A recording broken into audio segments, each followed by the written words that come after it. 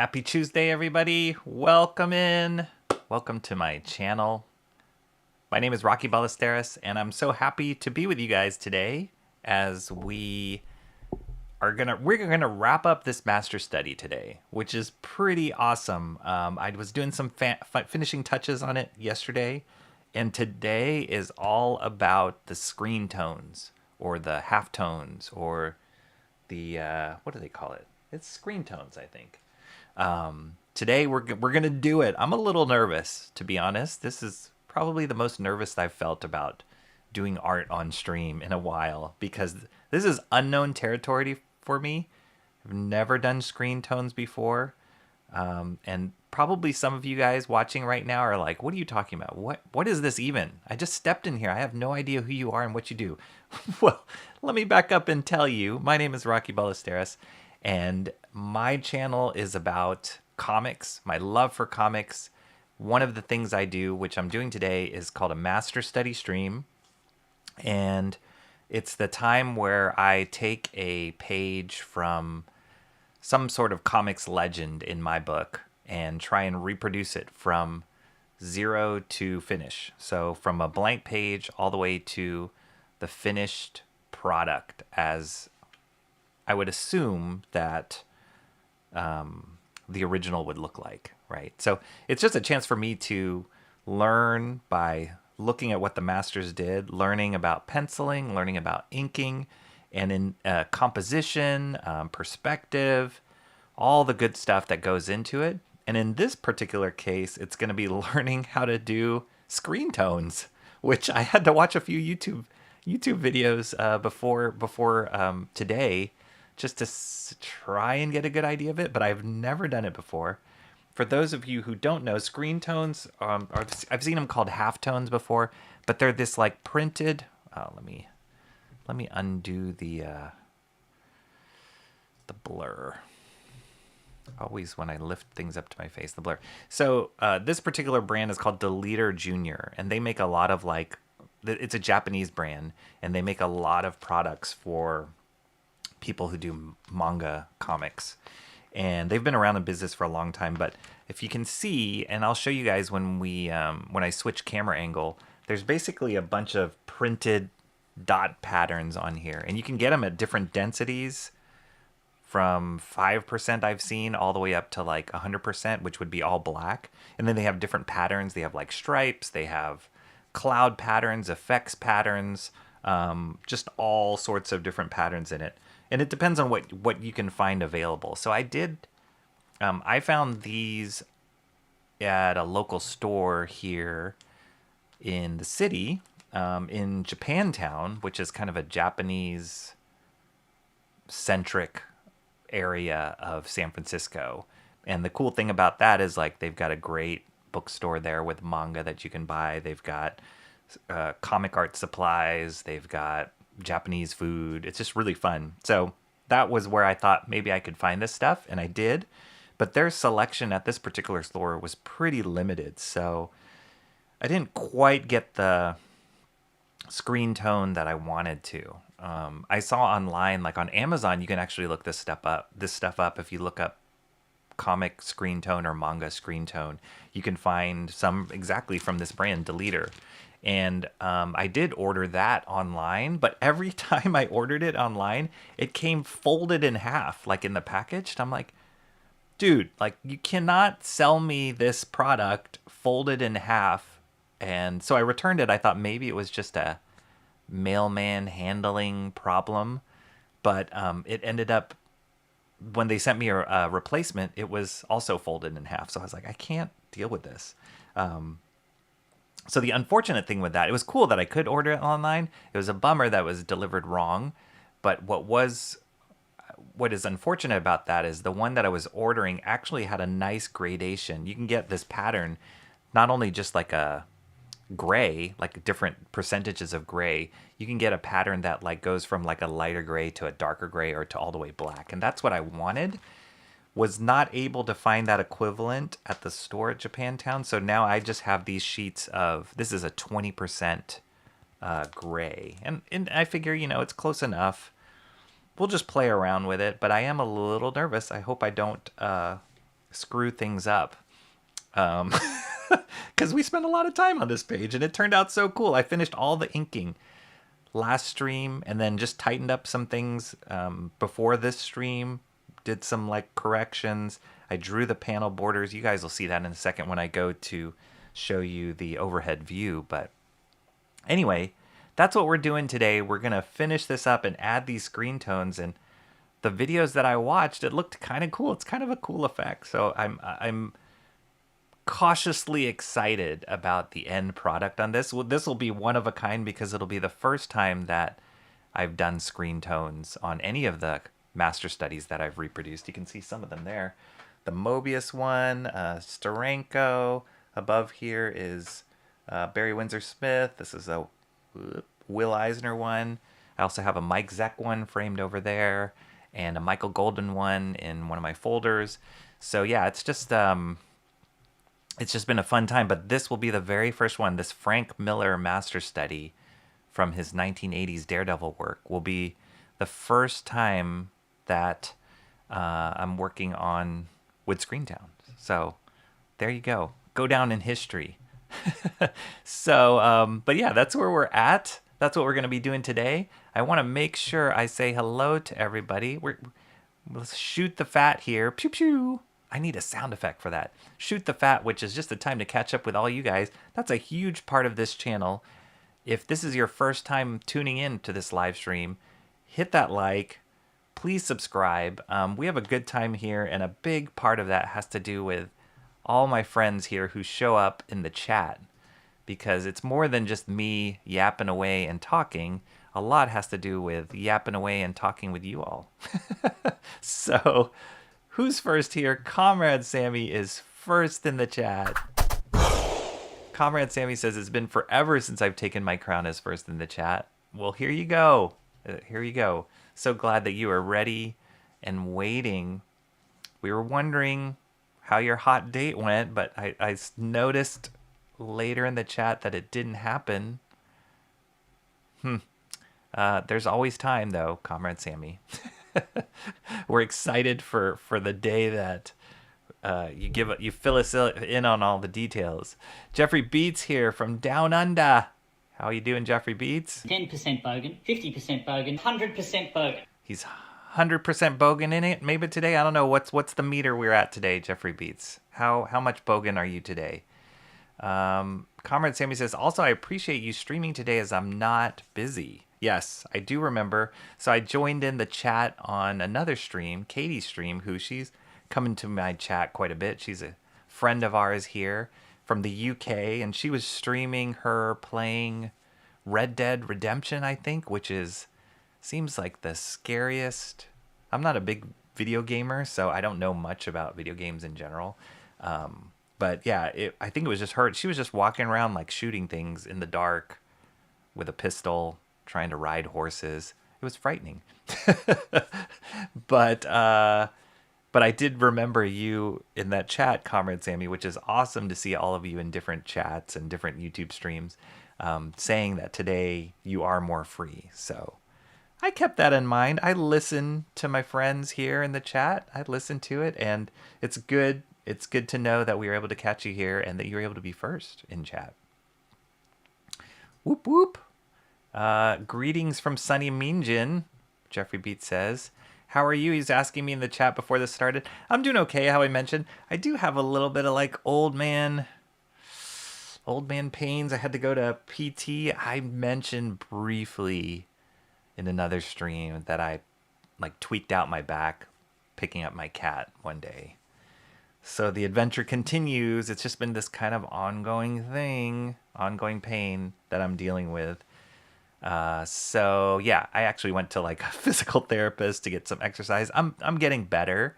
That is actually all my like coughing allergies, knock on wood, have subsided. My allergies have been way better recently. So I'm hoping that that's passed.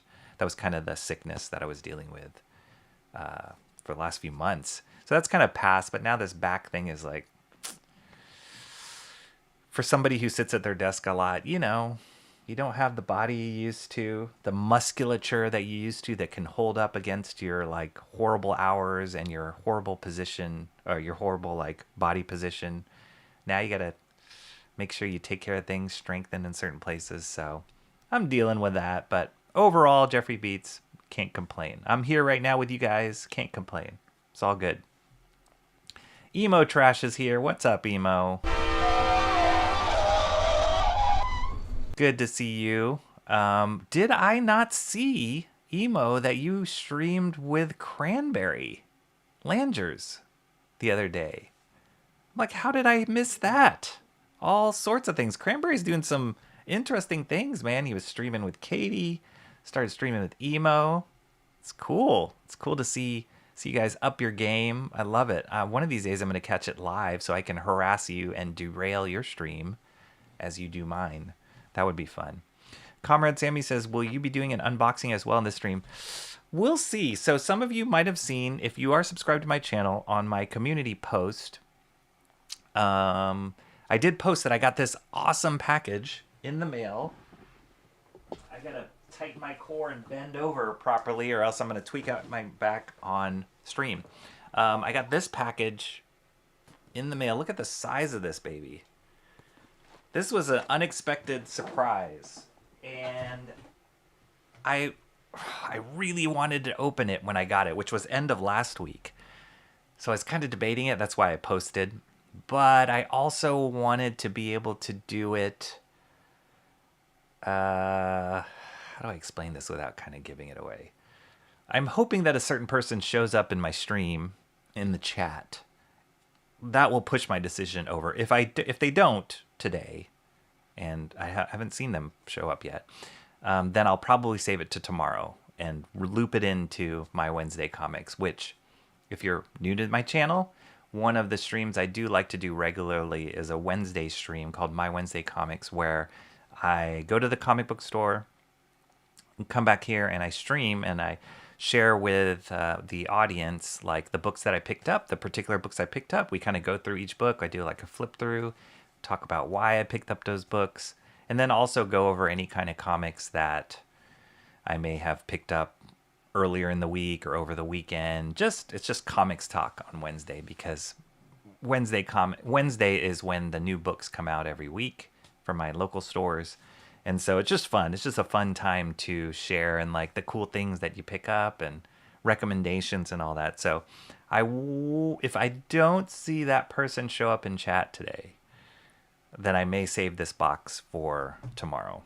So we'll see. TBD. We are all aging. A good comic will fix that. I agree, Jeffrey Beats. I agree. Pain be damned. Comics will fix everything. Jeffrey Beats says, good day, Emo Trash. I love your channel. That's awesome. Jeffrey Beats, right? Mark has been beating me to it recently. I need to step up my game. Yeah, Mark's good. Where is Mark? Is Mark here?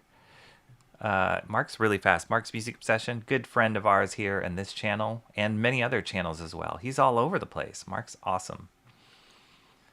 Here we go. This is the tea. Comrade Sammy says, Emo Trash, you lied to me. Whatever hot date I had yesterday was a no-show. Waited hours. Very sorry to hear that, Sammy. I choose to believe one day. John says he'll be here in a bit. Awesome. John is another one. I heard somebody refer to him, because John is actually the very first person to ever show up on my first live stream in the chat. So I've heard somebody refer to that as the golden wrench. Maybe John has that distinguishing characteristic here, but yeah, he's a good one. Don't get your hopes up.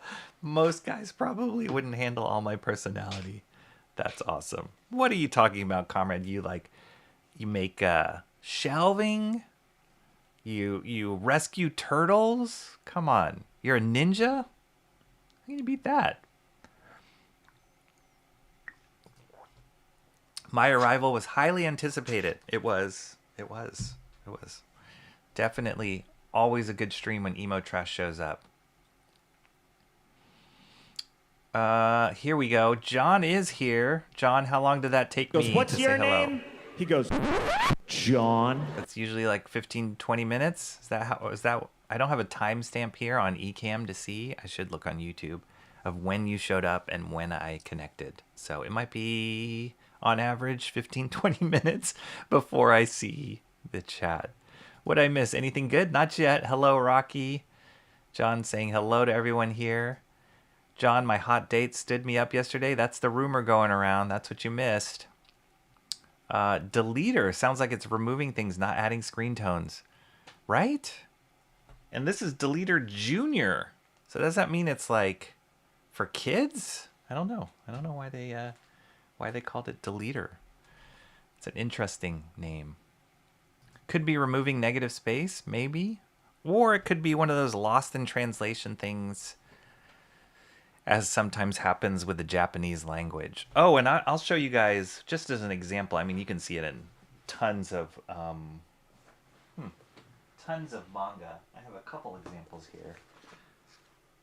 Yeah, we can look at a couple examples of like how Screentone is used in actual books.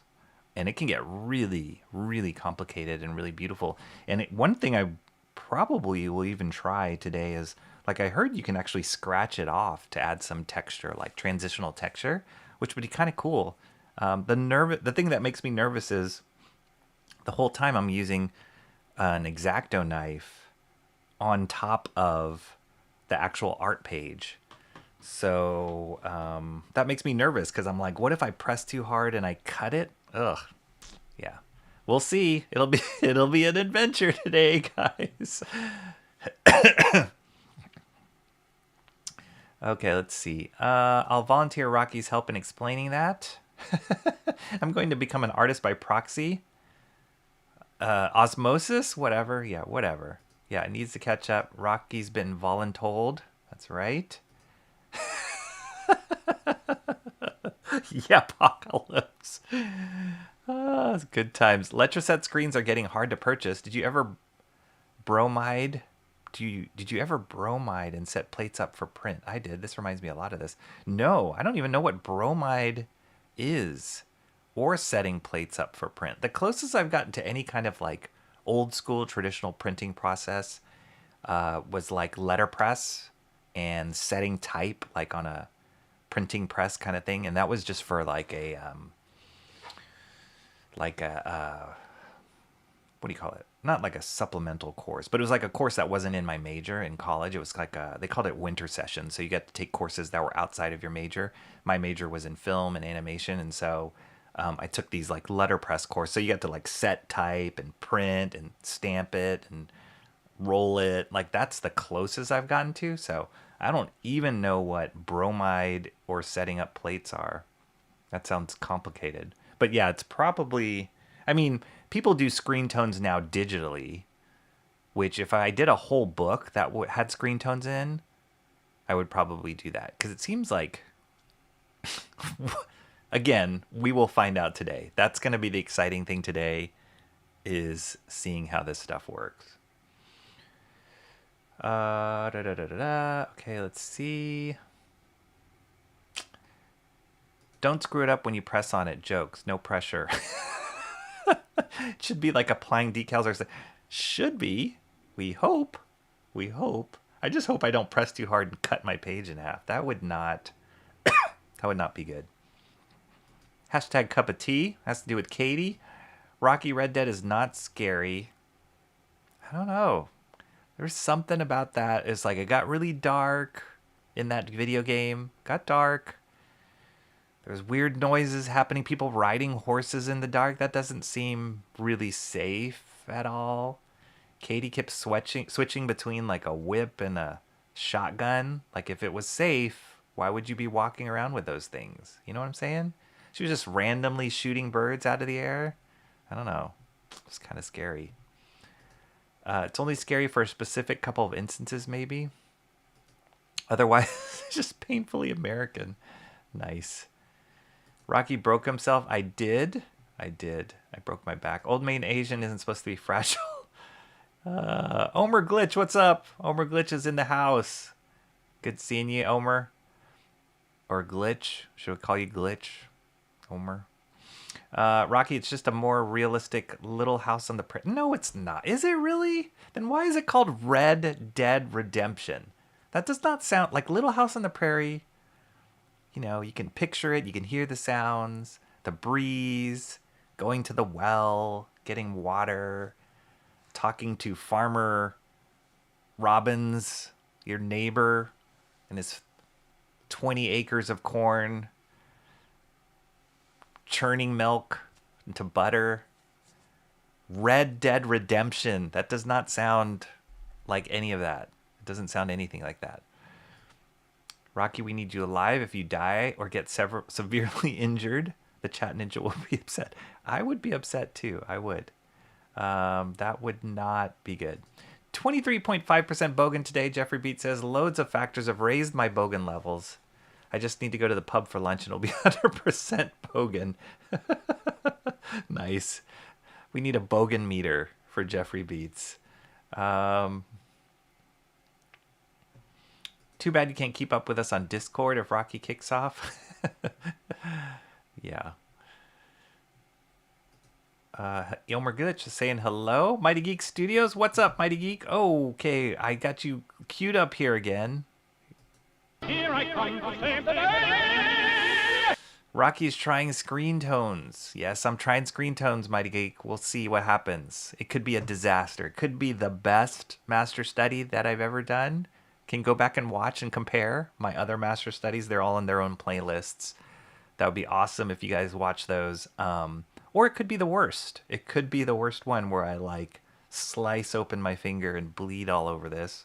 Or the sticker Screentone stick on it and rip off the ink. I don't know. Could be bad. We'll see. It's gonna be something. If Rocky, why are we talking about me dying? That's not good. That's not good. I didn't say I'm dying. I just said getting older. That's all. It did make me think though, like this back issue did make me think. I'm like, if I can't sit at my desk, like I've never been like I do stand sometimes when I'm working, but I'm not a huge like stand. I don't have one of those elevator desks for standing desks. I don't think I could do that drawing either. So I was like, if I can't sit properly at my desk, like something happened, catastrophic happened, I couldn't sit at my desk, I don't know what I would do. Like that's a scary road to go down in my brain. So let's not talk about that. Let's not talk about dying or not being able to sit properly, because that could get really, really dark really fast. That could go into Red Dead Redemption territory right there. I did. Oh, Emo's talk about streaming. It was the same night that Cranberry cleared up a bunch of Lord of the Ring lore for me. That was how that. Oh, and you did end up watching the first Lord of the Rings, right? Was that based on our recommendation here? Because you were telling us you had never watched Lord of the Rings. So I hope you enjoyed it. It's such a good movie, right? You said it was long. Yes, they're long. You can't rush going to Mordor. It's a long trek. Life is a long trek. A lot of sacrifices on the way. A lot of life lessons and character building moments on the way. A lot of orcs to fight. Come on. Did you love it? Did you love it? I'd love to know. I really love those movies.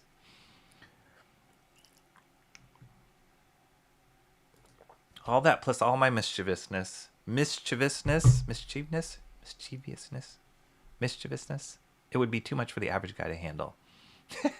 Who knows? We have faith, Comrade Sammy. There's some turtle loving, shelf building, chat ninjing match for you out there, I believe. 13-minute lag, Rocky, from my entrance to you get it. See? Close. We're pretty spot on with my delays. John, correction, it's all that metal detecting. How did I know Rocky started laughing at something I said? Looked away for only a moment. How did I know Rocky started laughing? I don't know. You make me laugh. Linotype and letterpress. Yes. Those were the things that I just dabbled in a little bit. So yeah, this is nothing like that. Actually, this is very different. We'll get to it in a second. Rocky, it's called Red Dead Redemption because the character you play as and group the story follows is literally a group of outlaws. So it's nothing like Little House on the Prairie, is what I just want to clarify, right? Like, yeah. Are there zombies? Cowboy zombies? No? Just outlaws. Okay. I thought maybe there were zombies. Usually when games like that go dark and the music cuts out and you just hear like night sounds, I'm waiting for the zombie to come flying out of somewhere. Maybe that's because when I was younger I played that game. Oh gosh, what was it? What was that called? It's not typing. It was something of the dead. Oh man, I forgot. But it was like, you're just walking around and then like zombie would jump out of the window and you have to like shoot him. What was it? It's the famous zombie game. I don't remember. Somebody tell me in the chat. I don't know what the lore is in Red Dead Online. Rocky, will you practice the Screentone first before you commit to the Masters? That sounds like a smart thing to do. I think. I should. But the only other issue is... I mean, I should, right? I should cut a little corner and try it. I might. That might be a good idea, John. That might be a good idea. Speaking of which, I was going to watch the Star Wars movie you recommended. The Star Wars movie. Just watch Star Wars. New Hope.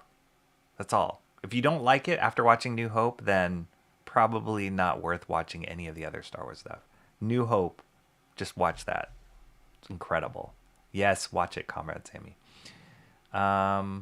Hail, chat of old farts. Yes! That's awesome! Hail, awesome one. In terms of how much I like it, I give it a 7.5 out of 10. There's a lot of good ideas and fun concepts, but the first movie just felt like I was never given enough background info. Not to invest myself in. Not enough background info in the first movie? Dang. At least specifically for Gandalf, who hijacked half the movie. I mean, there's a lot that wasn't... I didn't actually read the Lord of the Rings books, but there's a lot that they couldn't include, right? They kind of had to pare it down to the core essential story. And then there's The Hobbit, and there's all these, like, backstory characters and lore and stuff like that. So if you like that, I'd recommend just reading the dang books. But there's a lot of backstory in the first one, Emotrash. I don't know if 7.5 out of 10 is a good rating. And you said, I think you watched the second one too, Two Towers, which is amazing. The Riders of Rohan. Oh my gosh, I can hear that soundtrack hit in my head, talking about the Riders of Rohan. So yeah, if you've watched that, if you watch Two Towers, just go for it. Or Return of the King, the trilogy as a whole. Oh my gosh, so good. Kudos to the other turtle loving shelf building chat ninja that's apparently out there. We'll find him. We will find him. He's going to show up here in chat. It's going to be amazing. We're going to be witness, front row seats to this. It's going to be awesome. Glad Gandalf was less involved in the second movie. Yes.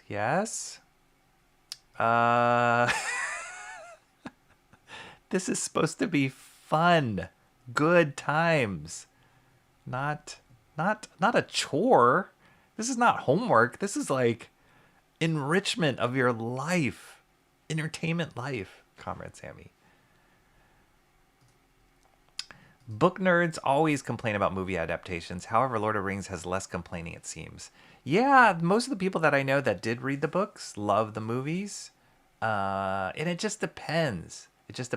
Some people I say like the movies are better because there is a lot of backstory and a lot of side stories, side comments, side backstory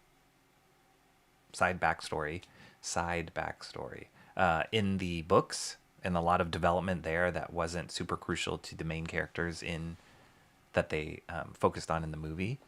But but for people who love it, they really, really love it. So I've never sat down and read those books. I probably should. I guess it's like the comparison to the Harry Potter books and the Harry Potter movies. Sort of.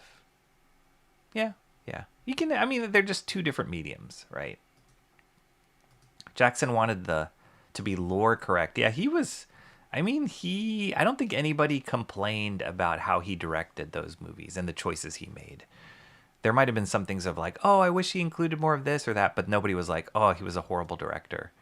So, yeah, he handled that well. And I know he had nothing to do with the new series that came out. I think Rings of Power. I don't think he was involved in that. Then I heard he might be doing something in a future thing that had to do with Lord of the Rings. So who knows? But overall, I've heard Peter Jackson is him and his wife were a great, like, they honored the legacy of Tolkien's stories. Gandalf is an entity / angel come from heaven in human form to help the heroes, but not do the job of the heroes. Yeah, there's definitely reflections of the spiritual component in it. And Tolkien was a contemporary of C.S. Lewis, who many of you guys might know. His writings did like The Lion, the Witch, and the Wardrobe is one of his most famous mainstream things, but he's done a whole bunch of other stuff. Mere Christianity, Screw Letters, incredible writer. And they were part of this group of artists, writers called the Inklings. And they would get together and like hash things out and like bounce ideas off of each other. And they were amazing. Like to imagine like C.S. Lewis, J.R.R. Tolkien in the same room, like talking about their ideas and brainstorming and like pushing each other and like editing and like helping each other, like that's incredible. So yeah, there's definitely that component, that influence in there. Emotrust says there's not enough info on Gandalf out the gate for me to understand why it was so important and perilous what he was doing for like the first hour. Yeah. I mean, yeah, they just kind of throw you in it and you just go along for the journey, and then you find out more about each character's part in that journey. So I can see that. John says, wait, can hear your Hannah Baron accent on Cran's Live. Might have to check it out then. Go check out Cranberry's stream with a guest starring Emo Trash. Like I had zero context for the other wizard, what's his history with Gandalf was, why the betrayal was so shocking, why he was absolutely beating the crap out of Gandalf despite Gandalf being made out to be so powerful. You mean Saruman or Sauron? Saruman. That's so cool. So cool. I gotta go watch those movies again. But I do like the ideas, Emo Tresses. Bombadil was a higher angel entity. Yeah, Bombadil wasn't even in the movies. Not in the Lord of the Rings movies, at least. There's also The Hobbit, that trilogy that made, which I didn't like as much. Peter Jackson also did those. None of the divine stuff is explained in the first movie. Yes. Awesome One knows. Sounds like Awesome One read the books. All that background had to be explained to me after the fact. I think Tolkien and C.S. Lewis used to meet and greet. Yep, there we go. Once helped the other to faith. So there's a book. The Saruman was also an angel who was chosen the dark side. Yes. Thank you, Awesome One. Emo Trask, go sit down with Awesome One. He seems to know his Lord of the Rings lore. My other main critique was that Gimli was severely underutilized. Was he? Really? In what sense? I mean, he was there for he was egging on, oh gosh, what's his name? Oh, Orlando Bloom. Why am I remembering the actor's name and not the character's name? The elf. But they were like a great pairing. I love that. I love just the core idea that you throw in a bunch of people who kind of hate each other or don't get along with each other or just are not meant to be next to each other. Like this was one of the original ragtag group of people coming together for that unified cause, that unified deed, supporting one another. Such a great moral kind of lesson too. Legolas. Thank you, John. Oh, and you were saying, John, this. Yes, I'm reading a book. Well, I started it and I keep getting sidetracked, but it's called, here. This is the book. It's called Bandersnatch. C.S. Lewis, J.R. Tolkien, and oops, sorry for the blur, the creative collaboration of the Inklings. That's that group. So yeah, this goes through some of the. It's kind of cool because it goes through it examines Tolkien's writings and the time that he was supposedly meeting up with C.S. Lewis, and it kind of a little bit like not a detective story, but it's just an examination of, oh, if this is when they were meeting, and then seeing a before and after of how the story of Lord of the Rings changed, you can really see the influence. Like he must have had some sort of outside influence on where he took the story or what he edited out. So that's what that book is about. And I just love, it's like similar to in, I guess, more modern times, like George Lucas, who is the creator and director on Star Wars. For those of you who haven't watched Star Wars yet, George Lucas, Steven Spielberg, Francis Ford Coppola, and Martin Scorsese, all those directors who are legends, right? But they would like get together and they would like talk about their movies and kind of help each other out and give tips, and sometimes they would work on each other's films like on the side. Like I've heard different stories about, oh, in this movie, George Lucas shot this one scene for Francis Ford Coppola or whatever. So they were contemporaries, and just to egg each other on, to spur one another on, to learn from one another is amazing. And then they're all incredible creators in themselves, right? So that kind of collaboration is so key in any kind of creative medium. And it's just so cool to see how they influenced each other. So I really like it, and that's kind of why the Inklings, which is a cool name of a group of people, is also a really cool thing to find out more information on. Okay, almost caught up here. Awesome one said, I only read 2 Towers, but picked up some facts here and there. Yes. Hey man, if you can get through any of those books, they're super thick. That's kudos to you. He harped on going into the mines and then never provided any guidance while in the mines. All of that was once again on Gandalf, who was already the star of the movie. All right, Emo Trash, it's getting caps, all caps here. Gandalf is dope. Yeah, I loved how Gandalf, like, kind of similar to what Awesome One called out a little bit. Like, he can't, like, whatever story restraints they put on of him, like he couldn't be the one to take the ring to Mordor and do it. It had to be somebody else. So he had to like find the right person, encourage the right person, and then comes in and helps them along the way at different points, as opposed to like, just give me that ring. I'm a wizard. I got all the powers. Kazam, we're done. Right? It's more interesting where he knows what has to be done, and he can't do it himself. So he has to find the worthy person to help him carry through with that. So it's awesome. It's really good. Katie is here. Awesome, Katie. Say cup of tea. Cup of tea. No. A cup of tea. We were just talking about your Red Dead Redemption escapades, Katie.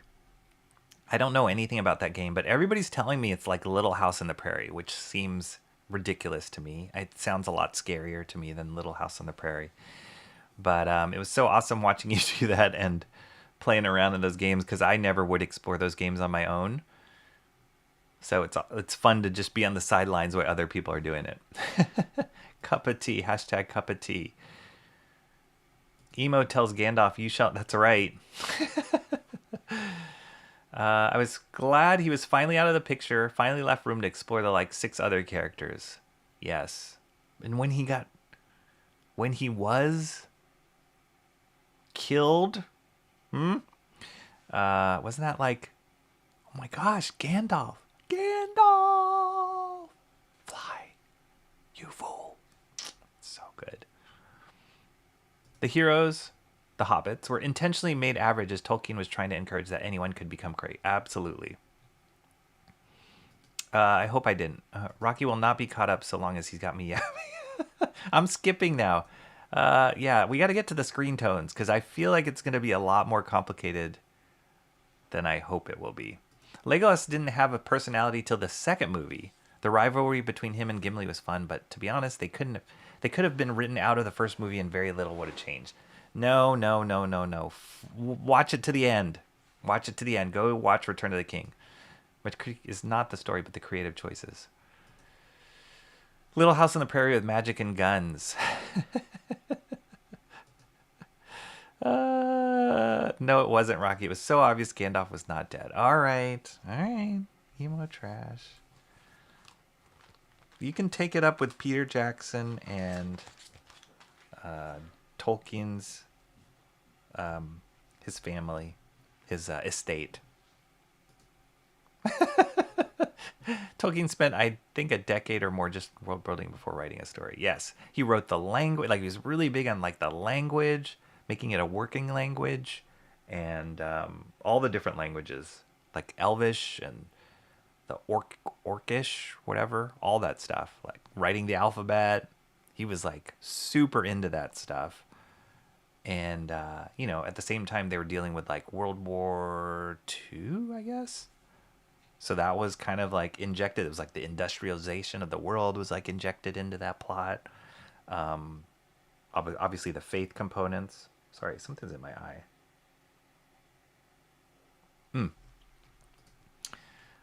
Bruh. Okay. All right. I am caught up. Ta-da! Finally, that was a long one. Way long. People coming here for like master study stuff must be like, what the heck? That has nothing to do with comics or screen tones or drawing or whatever. Okay, so here is... This is where the page is. I drew the panel borders in, which is really awesome because it totally emphasizes where the where Frank Miller chose to break the frame and how that adds to the just the impact of each scene.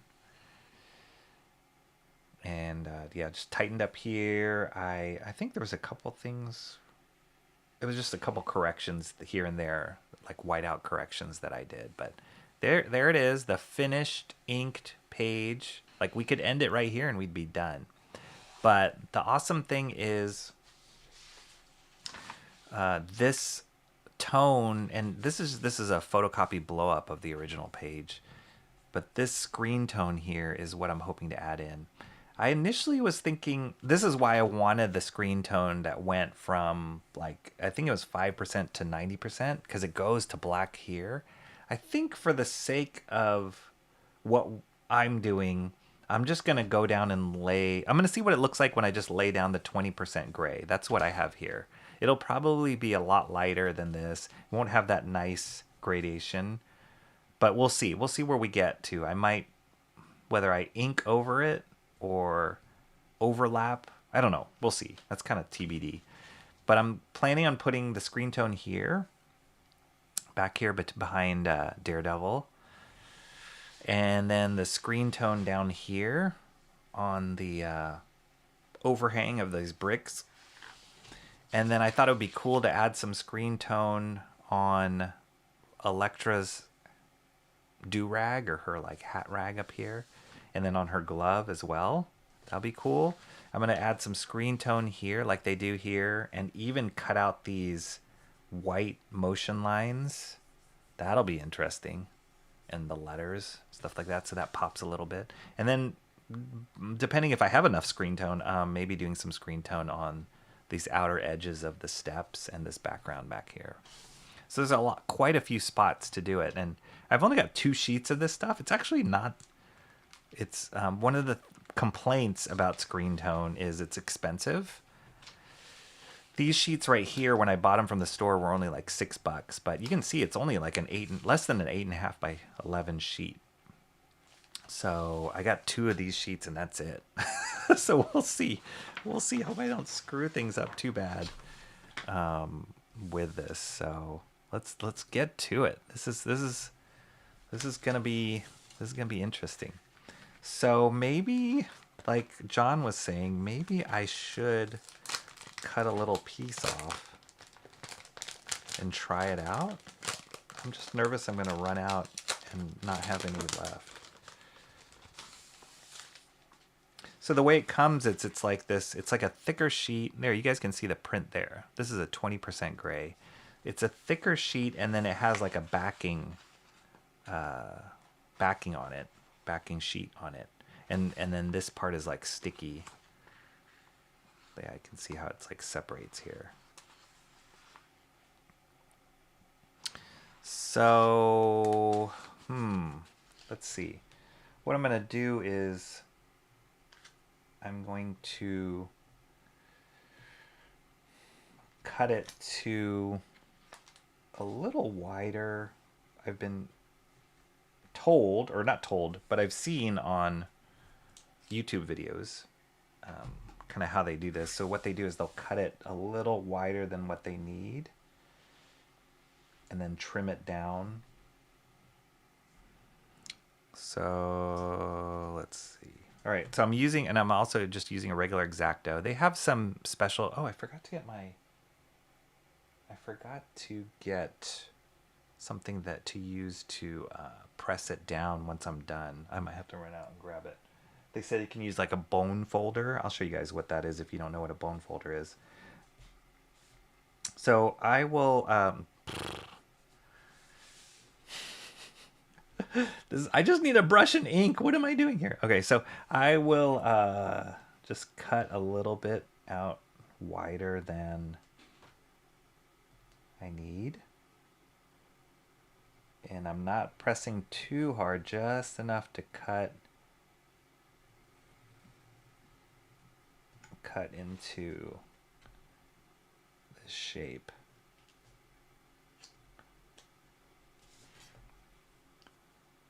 Oh gosh. See, I already don't know what I'm doing.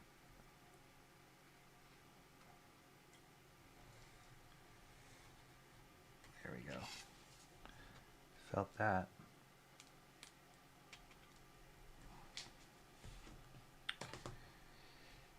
And cut there.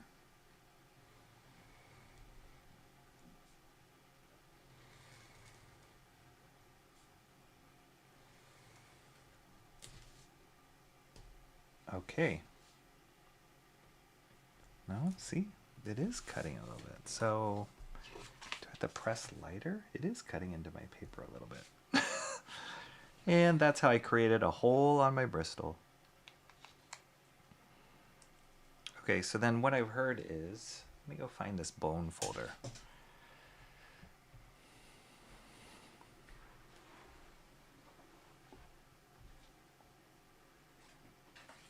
Oh, that's a better ruler.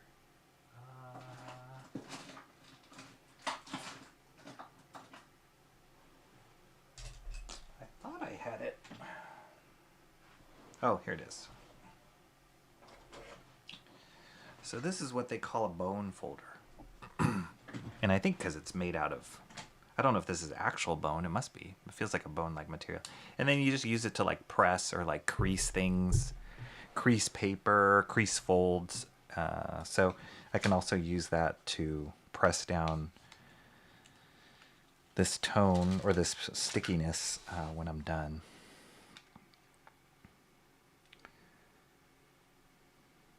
So now I just took it off the backing, and this is why I should have cut it wider than I did. Well, you live and you learn. So then I'm just going to use this bone folder to press it down. Press down the air bubbles at least.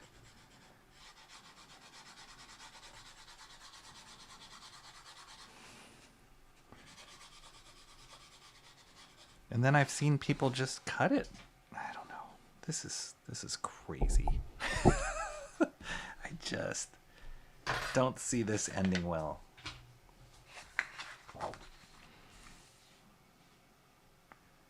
Yeah, I see people like hand cutting it like this. a straight line, I'm going to... I'm just pressing ever so slightly. And then you cut out, or you cut around what you want to keep. So like I want the white of this S, the sound effects to stay.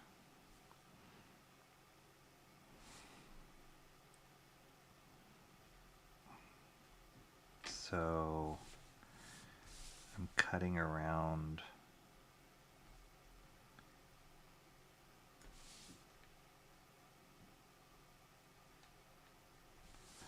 Yeah, I'm so nervous I'm gonna like press down too hard.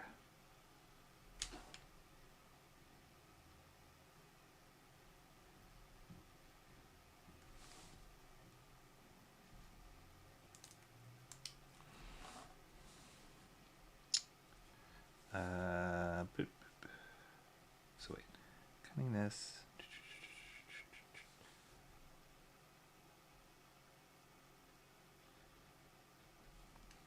So it's kind of cool, like when you look at some of those artist editions that I have, maybe I'll pull out one and see if they have some screen tones on it. You can see like this screen tone stuff will like yellow, or the glue on it will yellow over the course of time. Which is probably why people have switched to doing this digitally.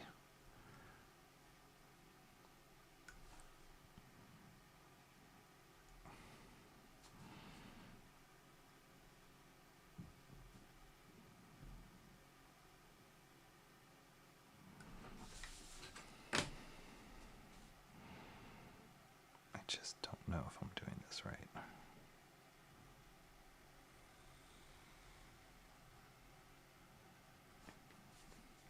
And then here's an example I just going to cut. And what people do is then they'll peel it off. Oops, that isn't totally... Yeah, they'll just peel it off. Boom. See that? Then you leave that...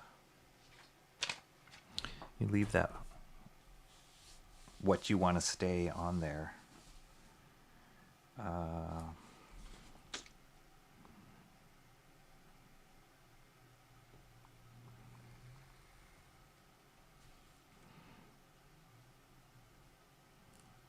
Can you imagine people doing this by hand on some of... So when I'm done with this section, I'm going to pull out a couple of manga books I have right now to show you guys how complicated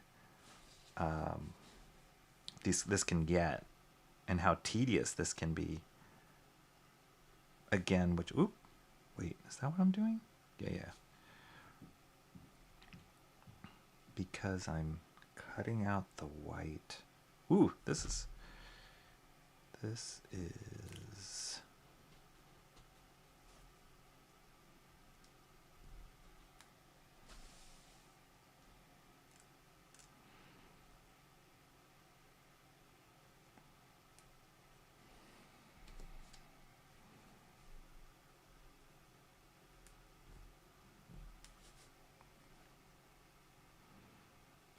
And like I'm just doing one tone, but it can get super complicated where they do like multiple tones or like different details. I mean, I'm sure the end product is going to look cool, but this is nuts.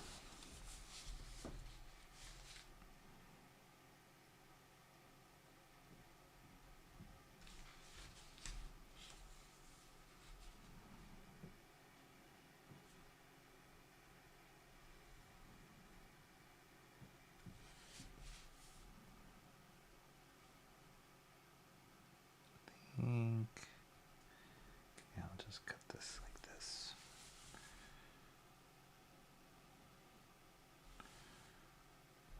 Oh my gosh, this is gonna take like 6 hours. Get comfortable, everybody. This is gonna take a long time.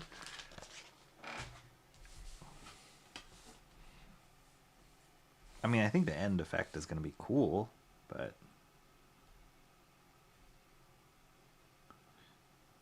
Thank God for computers, am I right?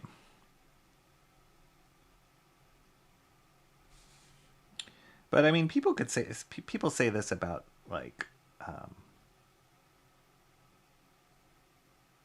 the whole traditional process that I'm doing, like penciling and inking these pages right now. They can say, why don't you just do this by computer? So much faster. And there's something that you learn. I don't know if it's just patience. There's something that you learn from doing this by hand.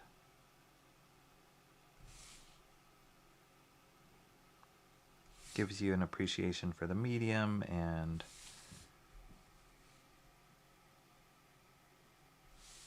so like, oops, sorry, I didn't really adjust my camera in the right spot.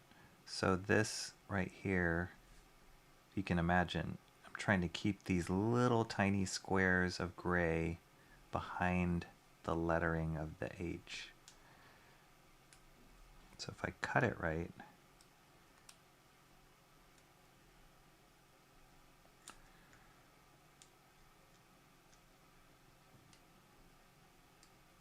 ugh. Look at that. That's kind of cool. Kind of. And then the other reason why this was done this way was because whatever the printing process, these tones would reproduce in black and white clearly. So there was a reason behind this madness. It wasn't just for the torture of trying to stick sticky paper onto your artwork.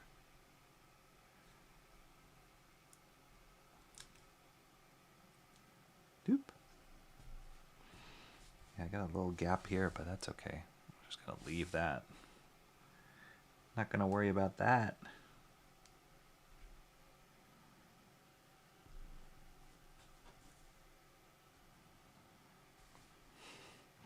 This is crazy tedious, but the end product is kind of cool.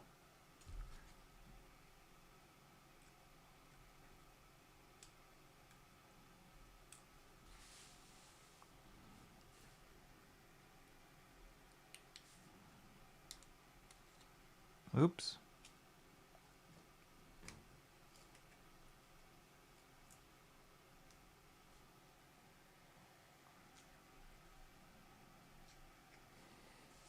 Cool. Ta-da! Oh, whoops.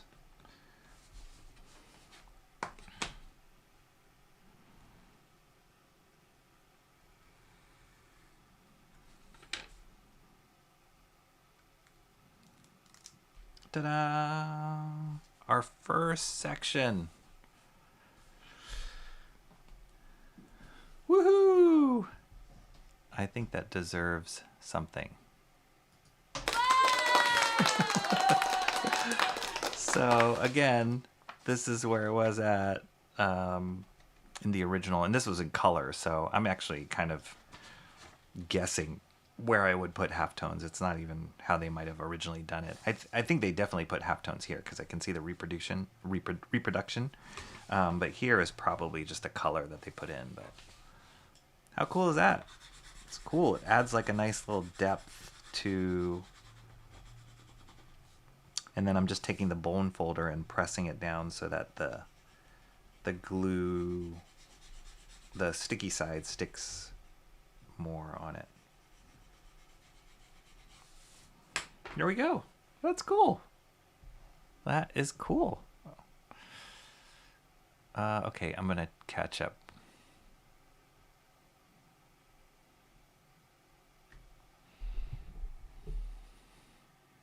You guys are debating about Lord of the Rings. I'll just let that be in the chat.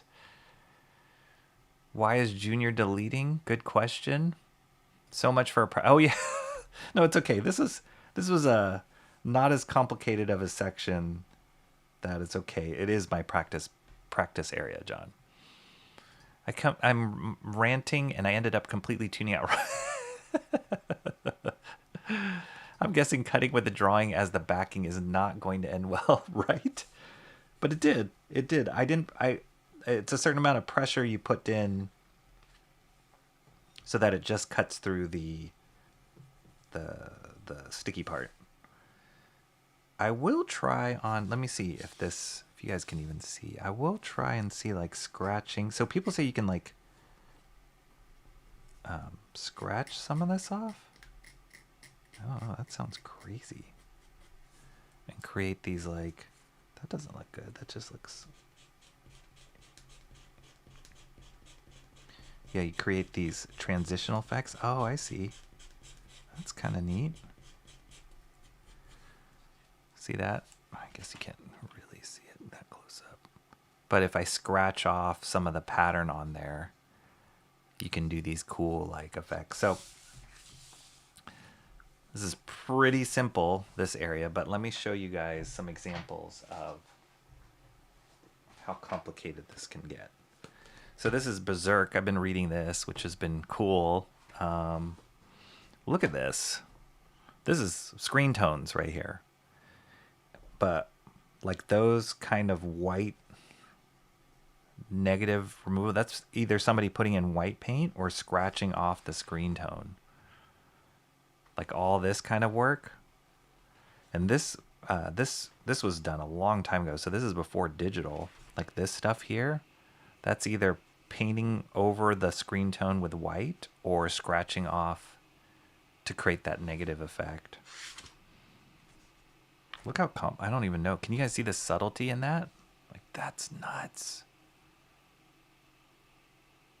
But it's cool. It makes it like super dimensional. Oh, it's beautiful. The lighting on that. And this was all for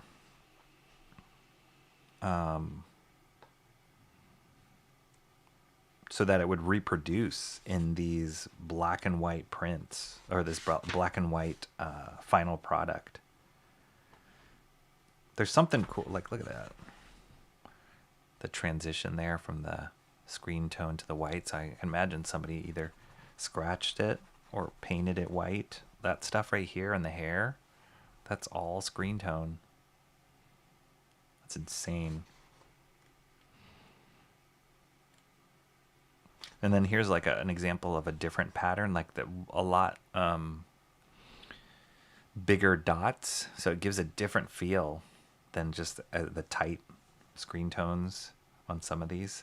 And they have all sorts of different patterns you can find in this. I love this. Look at this. It's like they did the Screentone here, but they also added like nice edge work to it, so it felt more organic to the shadow. Beautiful.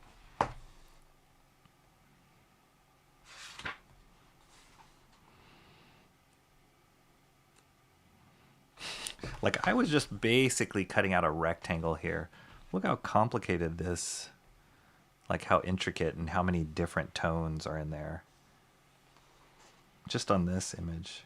Or here, there's like a gradation between the edge of the blade, which is darker, to the center of the blade, and it gives you that dimensionality that there's an edge to the sword.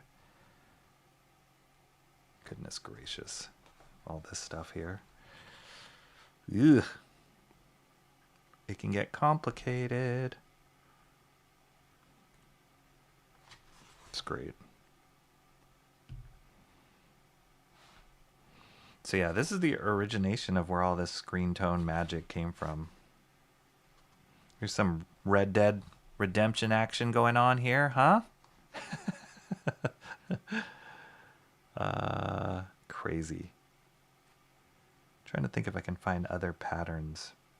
They do have stuff like Screentone you can buy with like water patterns in it or cloud patterns in it. I'm sure those were developed later. This is Berserk. And then this is a more modern, you guys have heard me talk about this book before, Tank Chair. This one's got some awesome tones. Look at that. And I believe this is more digital, but same effect as hand-done Screentones.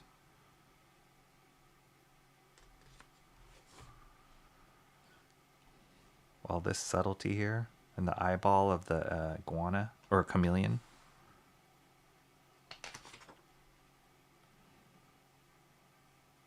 It's nuts. This is cool. These like straight lines. You can buy Screentones that have these like ruler lines in them that are vertical or horizontal.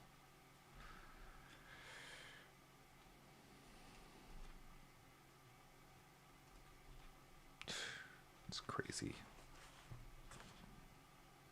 So you kind of get it. You kind of get that's the. But we're doing this basics, super basics here. We're just trying to make it not cut the artwork. Okay, so let's see. Should I move on to? Should I move on to? I'm gonna do Electra's hat. I'm just trying to do the simplest areas first. I'm gonna do her hat and her glove. Next.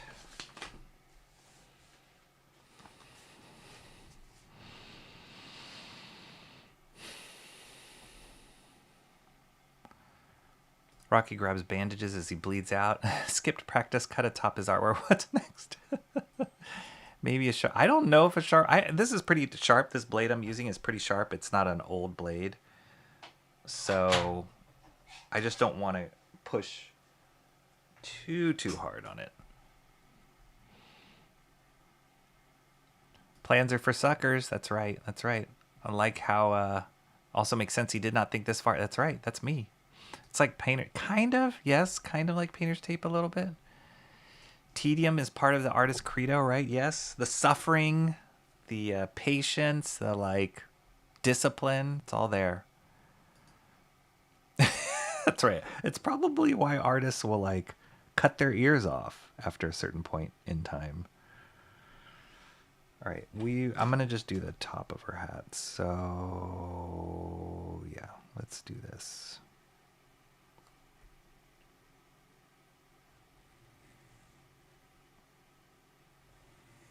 I don't want to push too hard.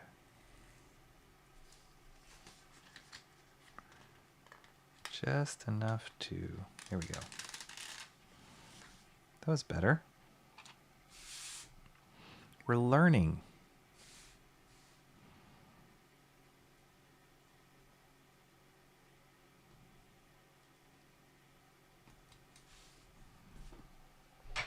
Use my bone folder just to press it down a little bit.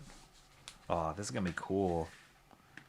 If I was more adventurous, I'd be like, oh, I could do some shadows on her face. Nah, we're just gonna do the flat, the flat hat.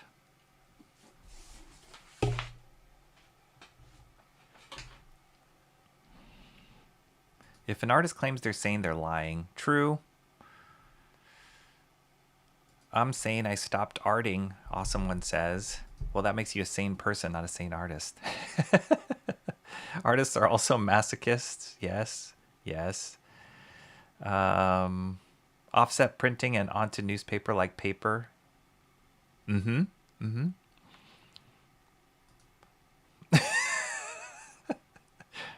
I think it's cool. I'm in the cool territory. That looks awesome. Well done. There we go. Jeffrey Beats. I should just stop there. That's it. We're just doing Screentone here at the bricks. Done. No, it's cool. It's going to be cool when it's all done. I'm excited. I'm really excited.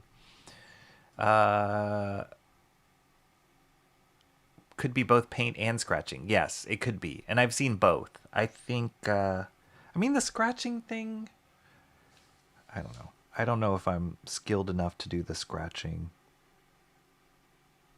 Not yet. Gosh, I definitely should have shifted my camera because I feel like I'm far from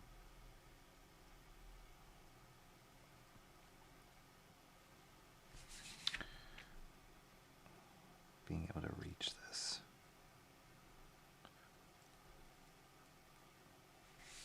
Cool, cool, cool.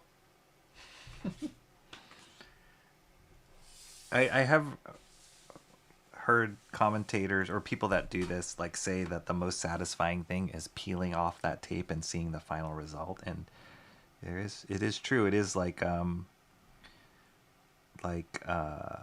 Awesome One was just saying about the painter's tape. It is kind of like that. Like when you use painter tape and then you peel it off and you see that clean line, kind of has that same satisfaction.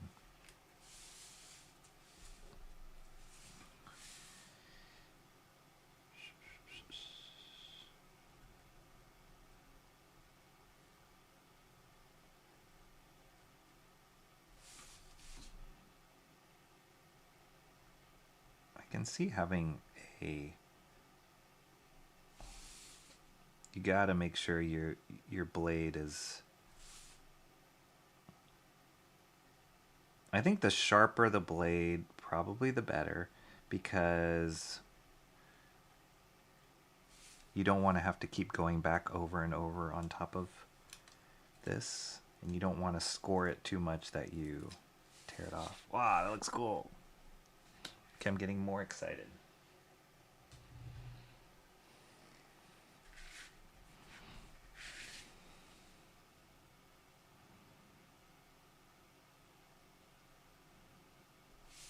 We're trending in the positive here, guys. This, I'm telling you, this could have, it's not over yet, but this could have gone way worse.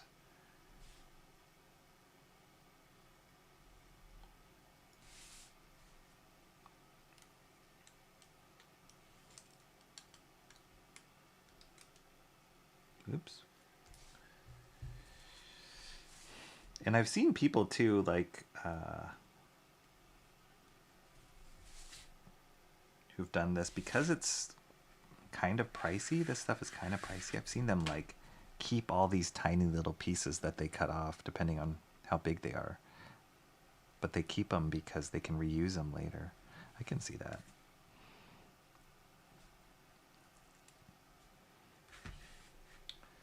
Boom. Check it out.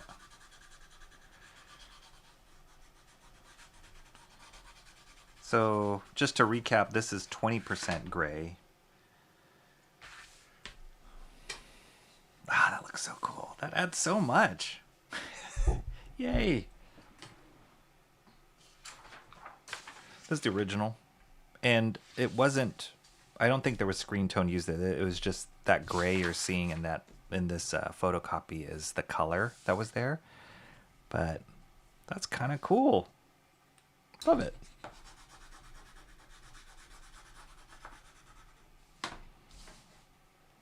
All right, let's see. Let's see if I can be a cheapie and nah, can't fit that. I don't want to use a collection of pieces to try and create these fingers. I like to be one piece.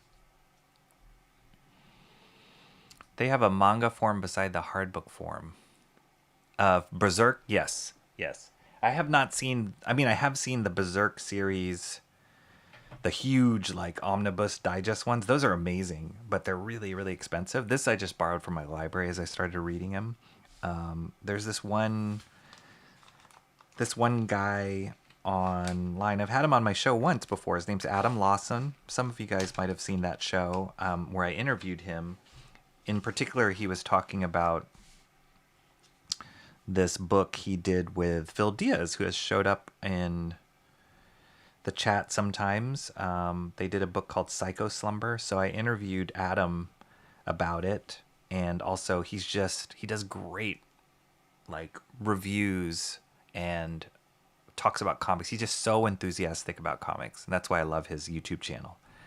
His name is Adam Lawson, and his channel, I believe, is called Gifted Rebels. So check it out if you just love watching people be enthusiastic about comics. So, why did I bring up Adam? Oh, he just recently did a top 10 comic books of all time, in his opinion. And the number one comic that he recommended was Berserk. Out of all the comics ever of all time, Berserk was his number one.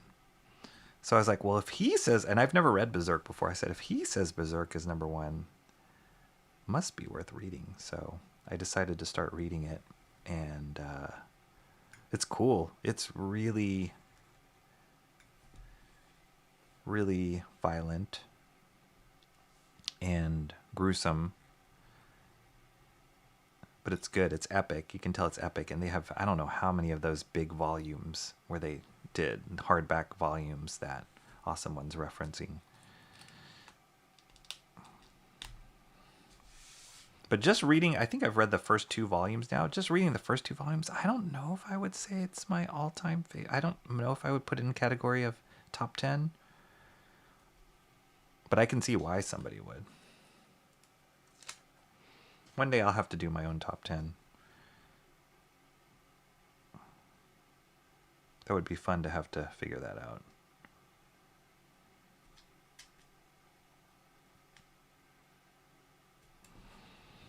All right, so I'm going to do her glove here.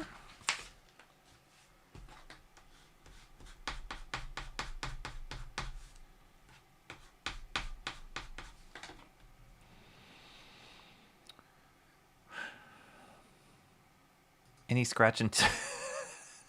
Not that I know of. If I have those, I'd imagine it smell like cigarettes. Cigarettes and tears. Is that manga Screentone digitally added? I think my guess is for Berserk, because when it was produced, I wonder if it'd say here. This one was okay. So Berserk first came out 1989.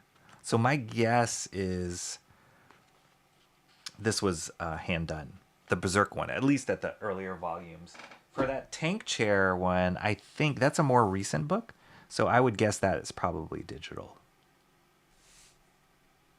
Unless the Japanese are just that crazy and still do things traditionally, but I don't think so. I think it's probably digital.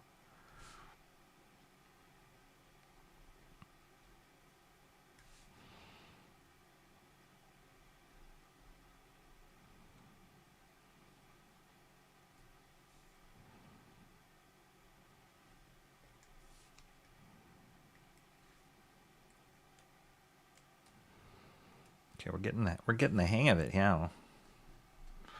At least I'd like to think I am. Guess I'll make French fries and pork loin. Sounds good to me. He said it was digital. It was before digital that manga came out. He said it. Oh yeah, cutting off their ear isn't even the craziest thing. Rocky's going to become a Screentone. I don't know. We'll see. It's got a cool look to it. It definitely has a cool look to it. A cool feel to it. I would not be against continuing or doing something like this on other stuff.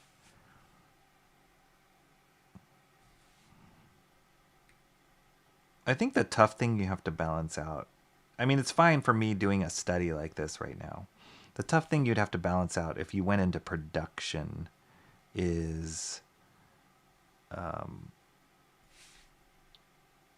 it worth, in like business or other industries, they call it the ROI, the return on investment. Like, is it worth the time?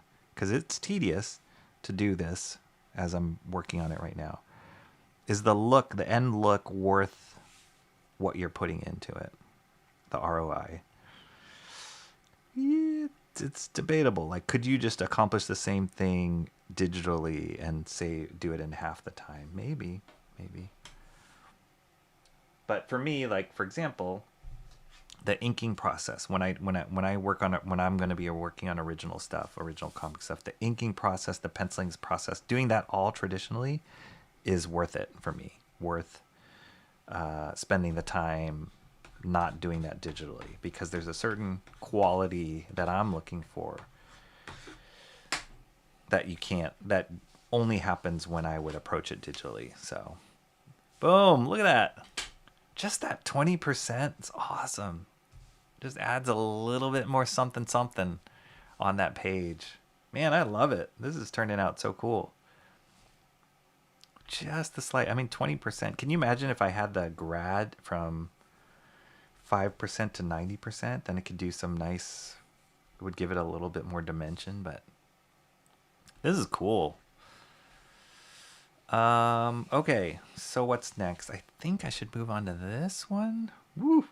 This one is going to be tricky because I'm going to have to cut out all these little bits and pieces. And then the question is, let me just do a little test here. I was wondering if I can like overlap this to make darker.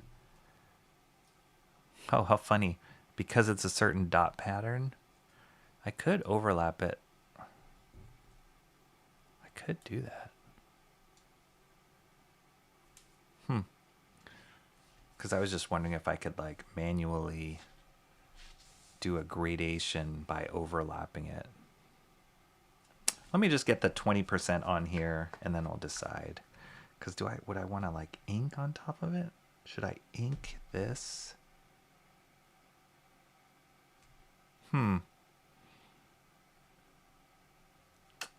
then if I ink it,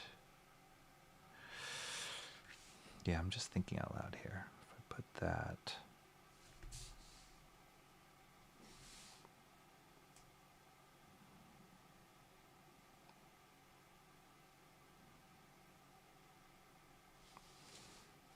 actually, let me do it. I'm still wondering what I should do on this here. Because I like that it goes to black. If I do the 20% here, I won't get to go to black unless I ink on top of the Screentone. I think I have to do a test. Ugh. But then if I ink, sorry, processing out loud, if I ink it underneath and then put the Screentone,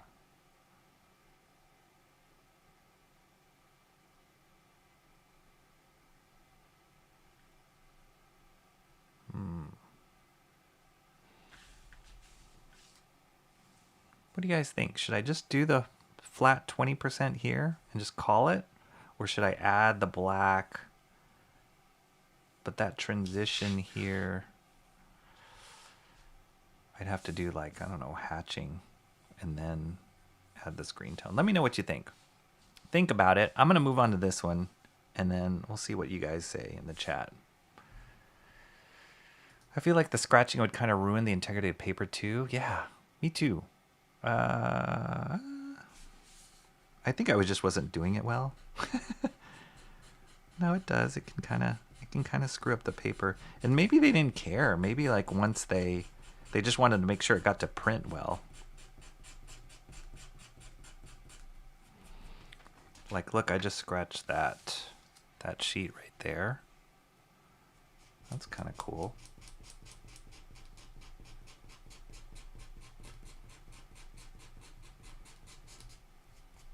But it does kind of make it jaggedy and I don't know. All right, I'm going to do this guy, which is going to have its own problems. And then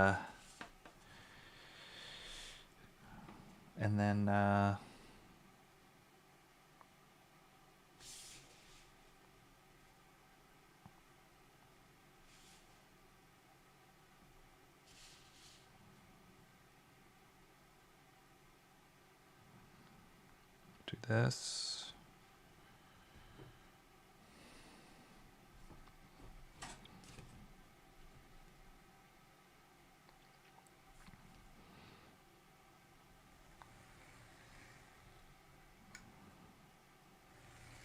Should I do a poll? What I should do with that left panel? That's always the question. Oop. I want to keep that.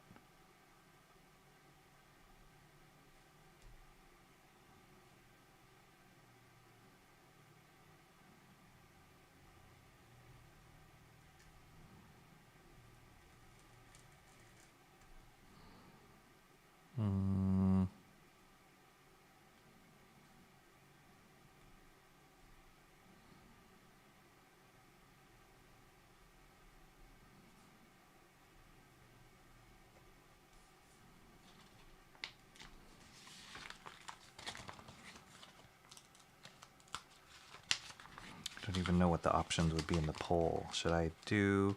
Yeah, okay, I'll do a poll. Maybe you guys already mentioned in the chat, but I'll do a poll. That'll help me see it all in one place, besides digging in the chat. So the question is...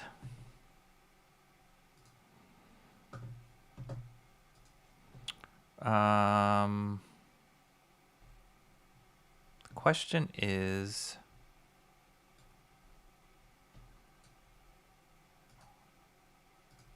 Wait, how do I do a poll? Oh, here. I forgot how to do a poll. Daredevil panel. Left.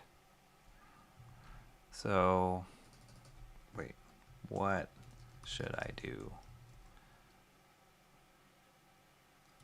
Or how should I add screen tones to the Daredevil, to the left panel? So the questions, I mean, the answers are flat 20%,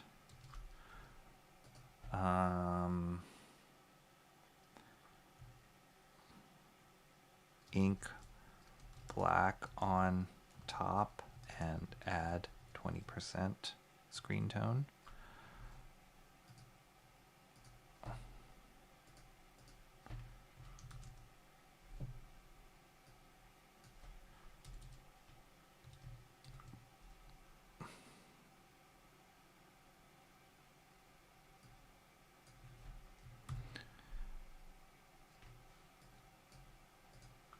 Or overlap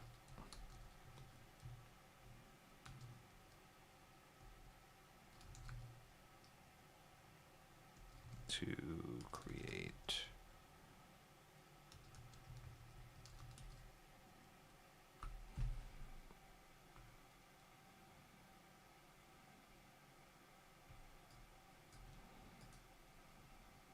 ink black on top, flat 20% tone, ink black on top plus 20% tone, or overlap 20%. Great.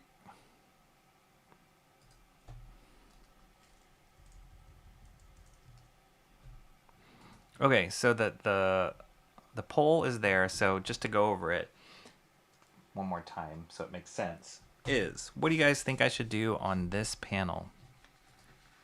Should I just take this same tone here, this 20% tone, and just do it all entirely? That's the safest bet. Most straightforward, I should say, not necessarily safest.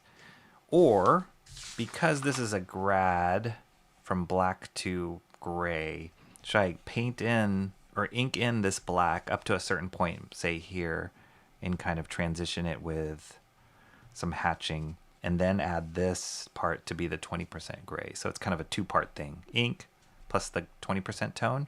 Or the third option is, should I do a 20% tone and then do another 20% tone on top to like create a double, like a 40 to 20%, and then maybe figure out how to transition, maybe scratching it here, which could be the most dangerous, most unsuccessful, but I'm willing to try it.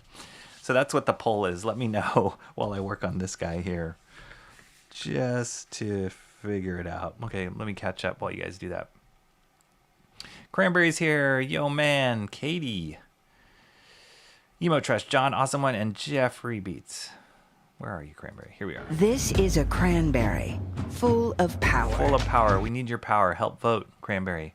Would depend on how much you care about the longevity of the piece. Yeah, and I do feel like these screen tones over the course of time, 10, 20 years, will start yellowing because of the glue.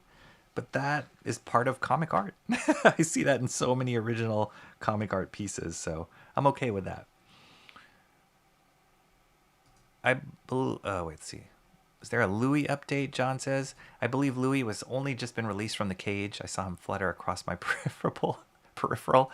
Looks awesome. Cranberry says, thank you, Cranberry. I love the peel off moment. Michael Bancroft says, what's up, Bancroft? That's not a knife. That's a knife. Yeah, there's something satisfactory about peeling these things off. Just that clean, That clean feel to it. What have you ever used this before, Bancroft? Curious if you have dabbled in screen tones before. It's pretty awesome. It's pretty awesome. And there is something satisfactory about the peel. There's something very appealing.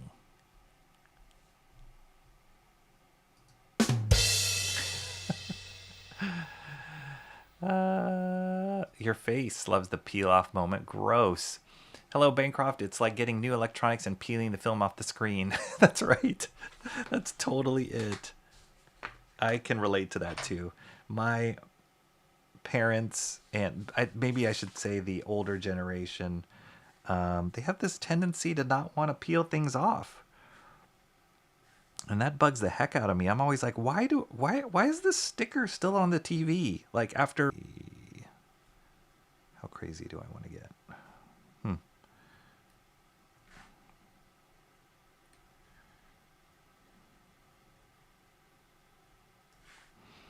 So yeah, it is very satisfactory to peel this off. Speaking of cutting, time to peel and cut potatoes. See you later. Awesome one. Yeah, don't cut yourself.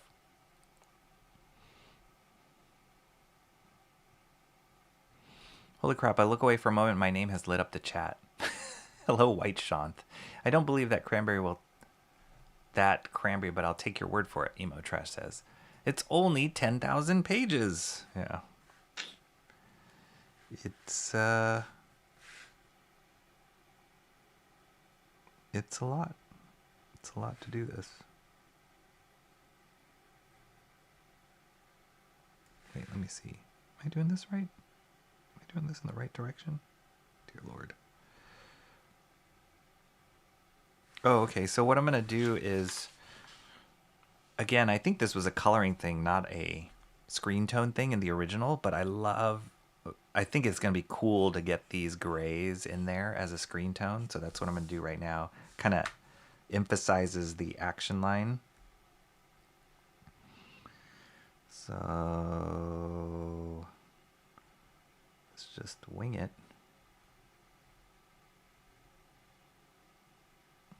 He says as he ruins it.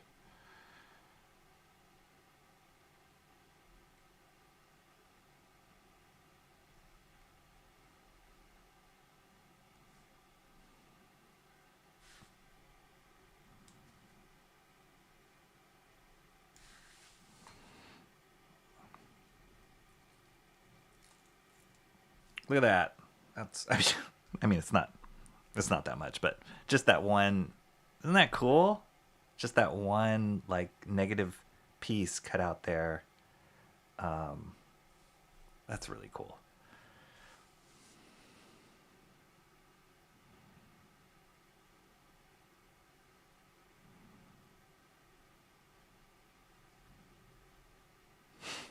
So the hard thing is like this, an X-Acto cutting doesn't give you the smooth control of like a brush stroke.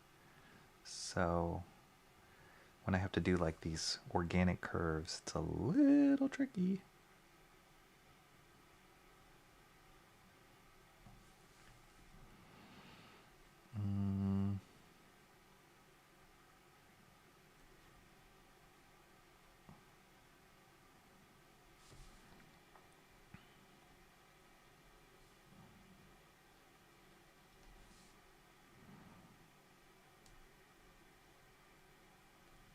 Oops.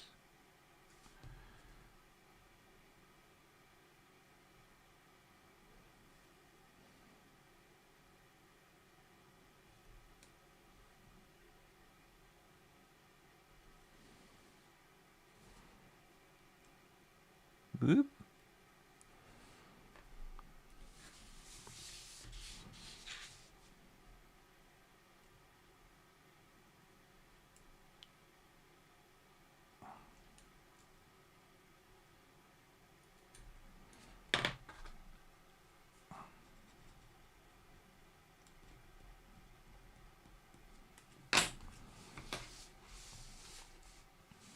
Yeah, this Screentone, it has kind of like a film, plasticky quality to it, like a very thin plastic, which makes it easier to peel off, but it also is a little tricky when you have tiny lines.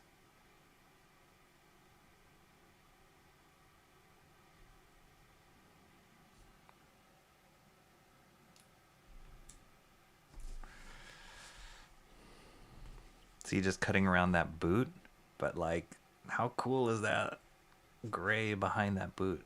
That's so cool. It's the little things in life.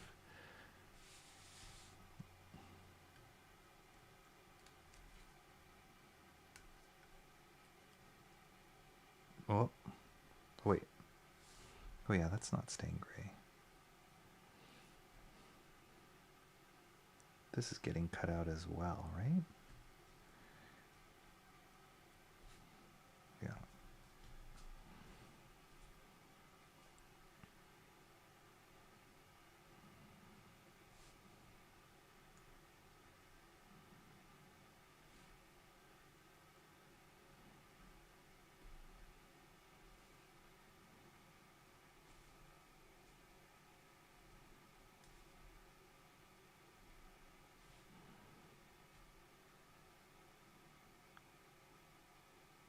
I'm just going to do this in chunks as opposed to one complete piece.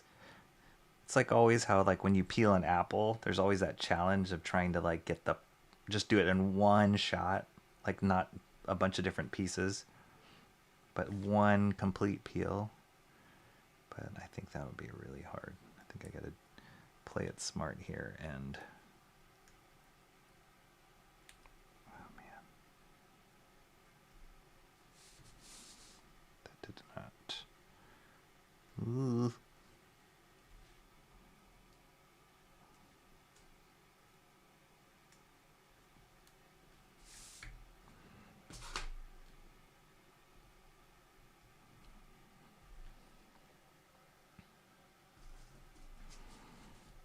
But just with a little gray, that 20% gray, look how much that pops behind it. That's cool.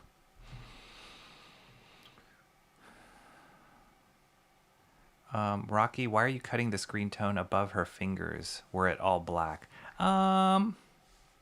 It's just me, John. It's the sorry, I'm behind on the chat, but it's just the keeping it clean and to the edge of where I want the Screentone. Like I know if I once it was photocopied or printed, you wouldn't see the edge of the Screentone if it was on top of black, but for me on the original, it's just like, it bothers me that it's not a clean. It's totally like an OCD thing. It's like it bothers me that it's not a clean cut exactly to the edge of her fingers. I don't think it would affect printing, but you know, I mean, I could do some fancy stuff in here with like doing a shadow on him, but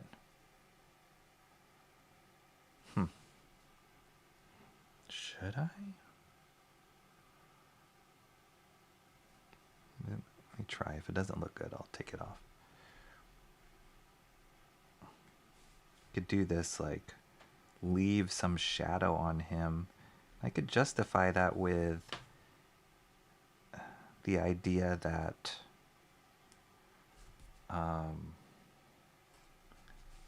this figure right here is the main figure I want to emphasize, and so I will make this figure look a little bit more three-dimensional, and then the rest of this will be like flat with no midtones on it.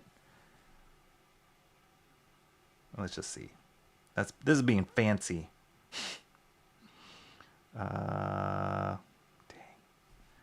So I guess there'd be a light source here.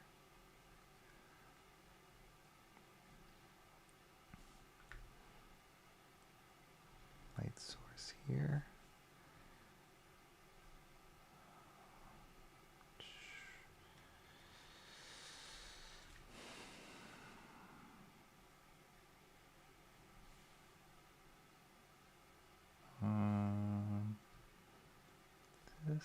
And then that would cast a shadow.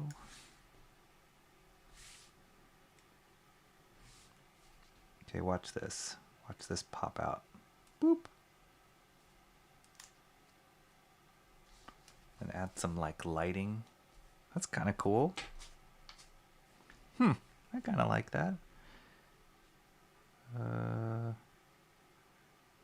This is getting fancy. As if I didn't need to make my life harder.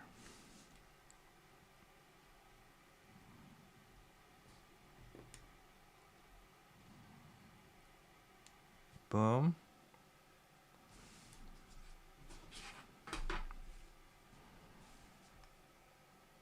That is kind of cool. Do a little bit more here.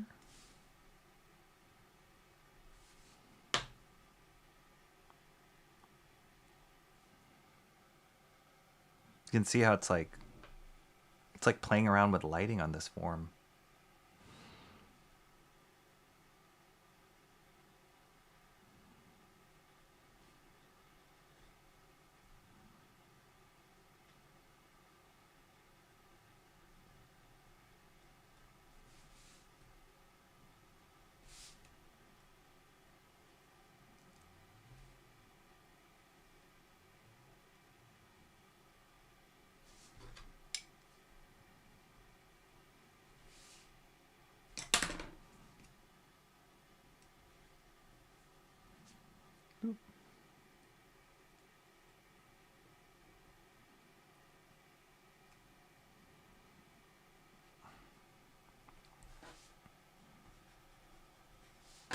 I kind of like that.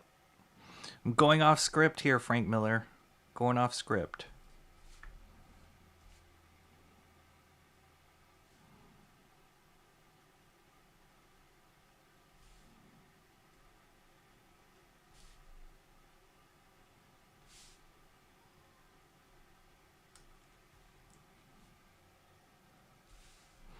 See how that like lighting is carved out there? That is pretty cool.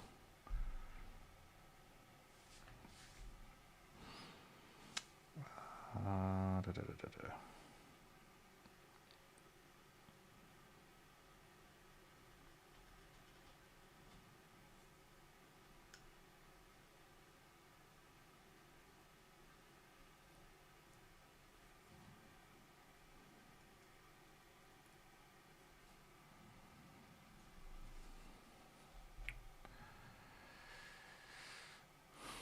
Japanese still do actual inks and stuff, yeah. Was Screentone developed before or after screens were? I'm hooked, yes. What screens were you talking about, emo trash? Cranberry's taking off. All right, see you later, Cranberry. Have a good day, everybody. Shanthan Jetty Art, what's up, buddy?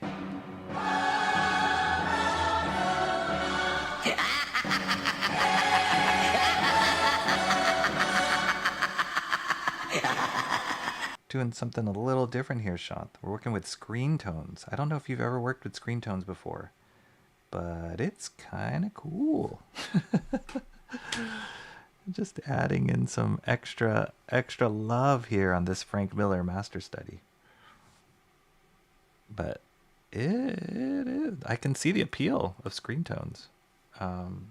It's a different feel than like doing an ink wash or let's see, this has got to stay here. I'm constantly reminding myself, okay, like I'm cutting out what I don't want and keeping what I do.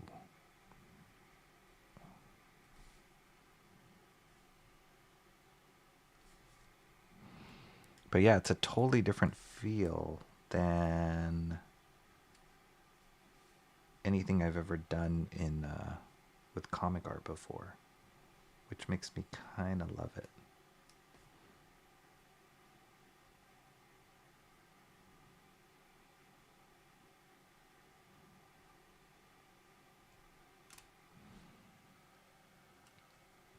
I just hope I'm not pressing too hard and then all of a sudden my all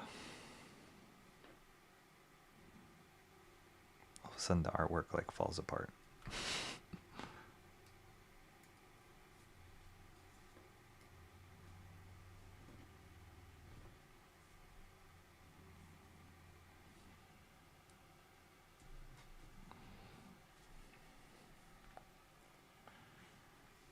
Okay, so boop.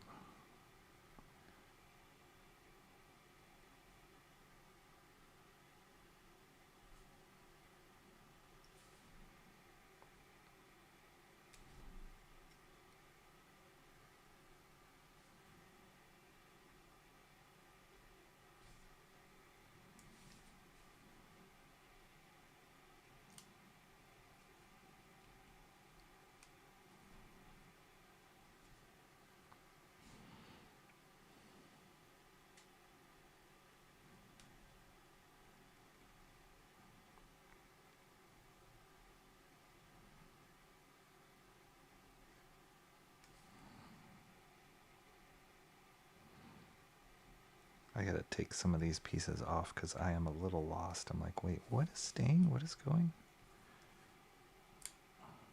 Oops. I didn't cut that part off yet.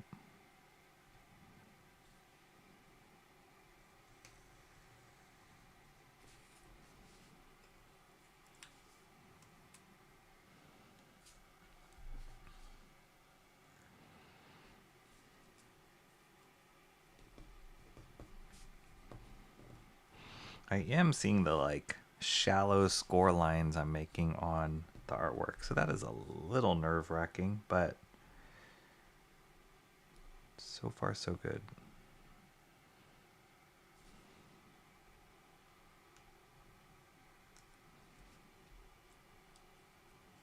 Ooh.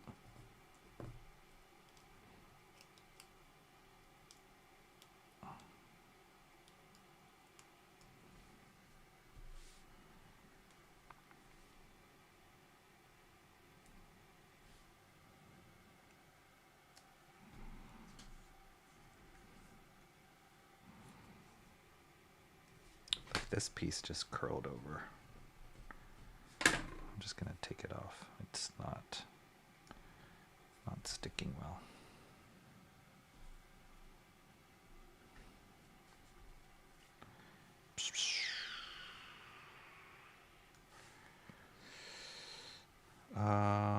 Doot.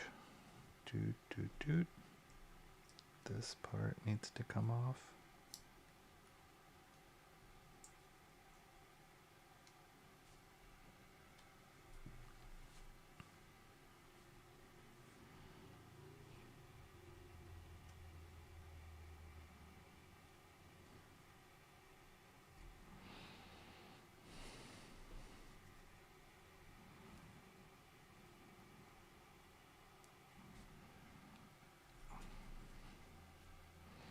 Okay. Goodness, this is complicated. I'm actually going to find another piece and redo this section here, because this did not turn out how I wanted it to turn out.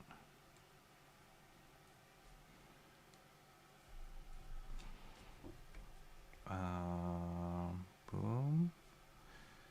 Boom.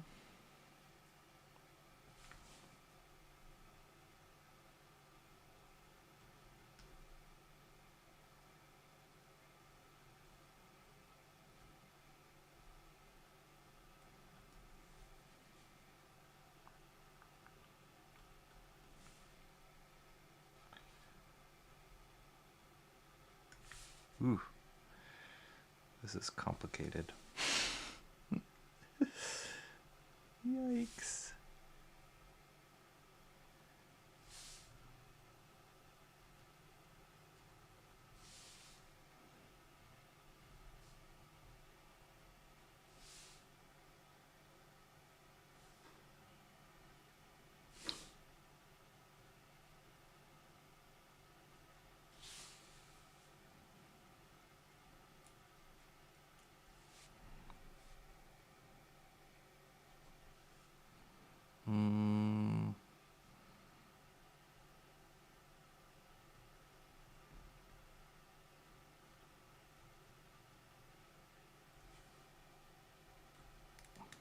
For those of you who just got here, don't forget to vote in the poll, trying to figure out what to do with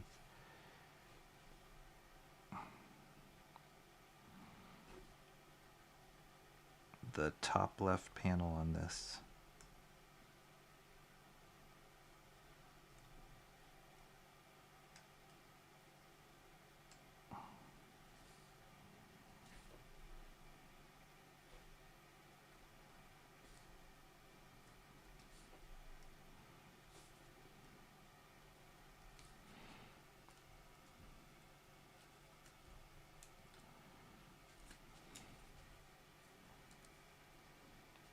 Yeesh.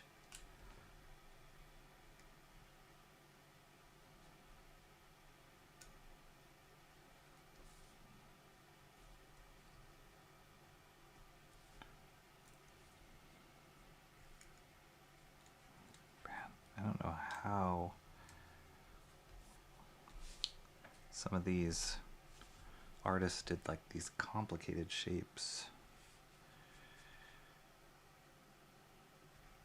It's just that like explosion shape, cutting out the white in that explosion shape, that's really hard.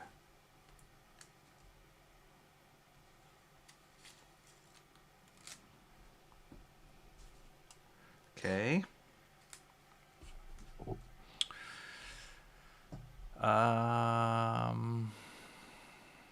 Dark roast Bancroft. I say double up on the screen tone to get the darker grade. Okay. Ask Gary Martin. That's right. Ask a professional. That's the best advice I've heard all day. What are you doing? Just ask a professional. This is cool though, right? Isn't that cool? That impact? I love it. I think I like the I think I like adding in the shading here on this Daredevil right here, this figure, going against script and adding that in.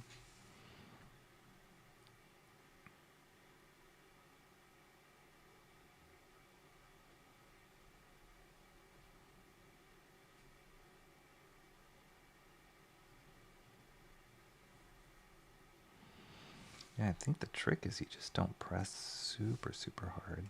The Bristol's thick enough that it can take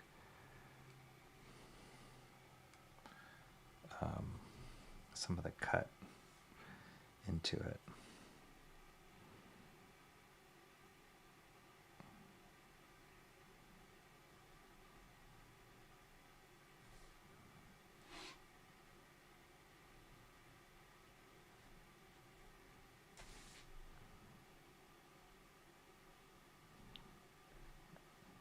This will be cool to peel off.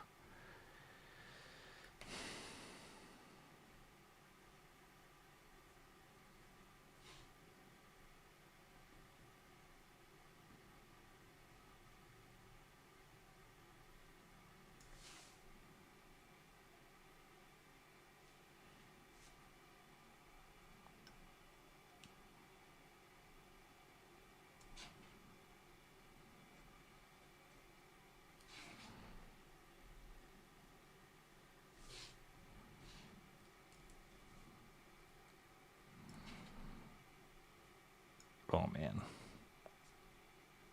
Ugh.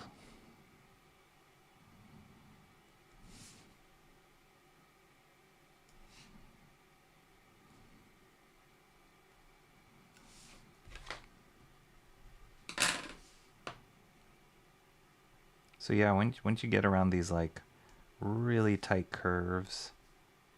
Oh wait, no, that's supposed to stay. Whoops. When you get around these really tight curves or details. Ah, dang. I just boofed. I'm gonna have to do a little correction there. That's gonna be hard.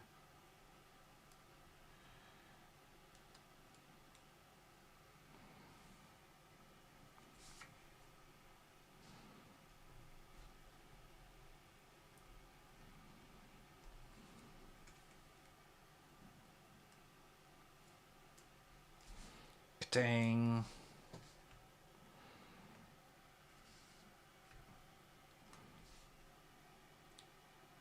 So I got to go back in and add these. I mean, do I? That's crazy. I got to go back in and add these in between parts of the letters.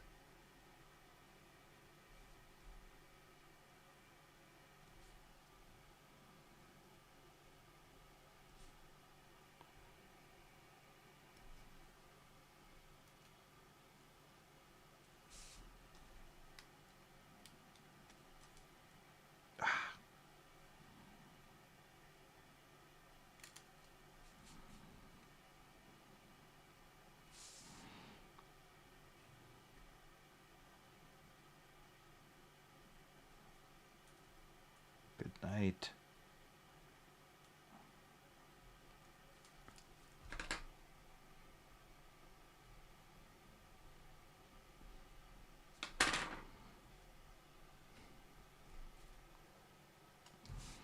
Woo.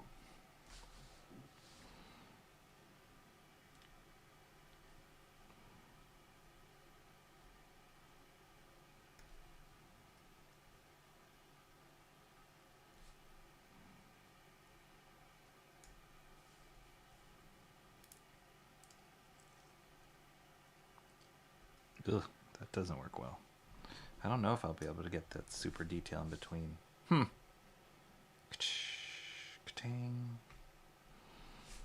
Worth the effort. Decisions. Doesn't look like this is going to take 6 hours, is right. It's going to take me 12. Doubling up means you risk creating a moire pattern. True. That's a really good point. And I didn't know that's how you spelled moire. Never used it before, but I've always wanted to. It's cool. I recommend it. I recommend trying it out. It's fun. It's a totally different experience than anything I've ever done in comics before. That's a moire. Bancroft used fancier French words than I know. When a big pizza pie smacks you in the eye, that's a moire. Most of Bancroft's books is based on French buildings he rotoscope. Sorry I'm behind in the chat. True. Expected.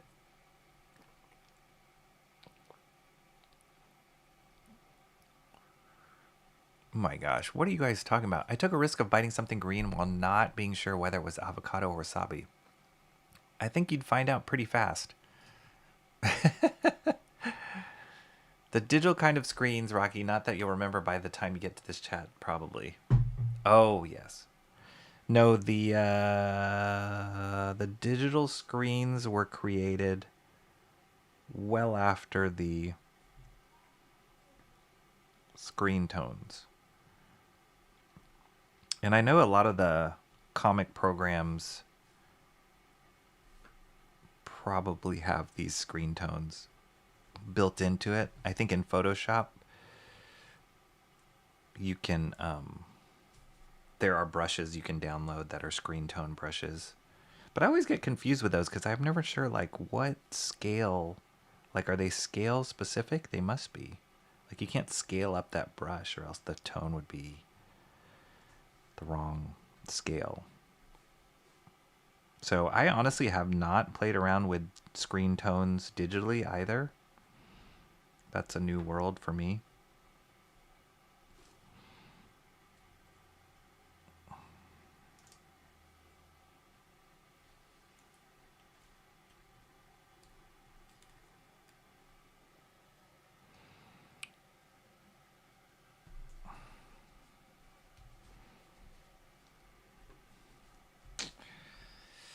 I feel like this little piece here just bugs me. I'm going to take this piece off and I'm just going to keep the lettering like that Katang. That'll be simpler and I won't have to kill myself on all the negative pieces.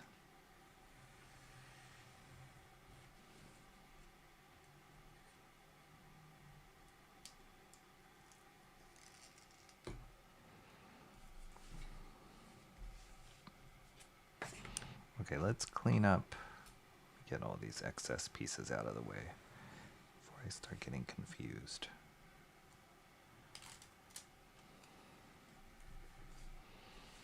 Okay, that's cool. Whoop. Did it just peel off? No. I do feel like this is less sticky than I would hope it to be. I guess that's a good and a bad thing, but okay. Let me do these guys here. This will be cool once it's done.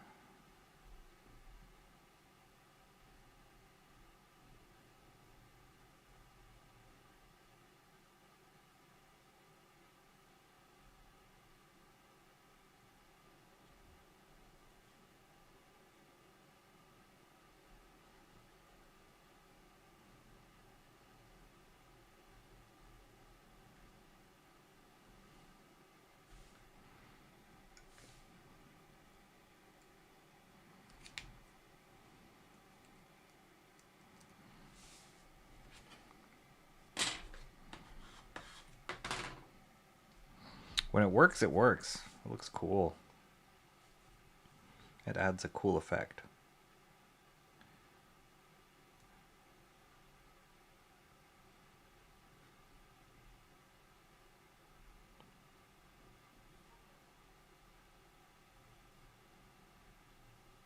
Oof, that's too thin.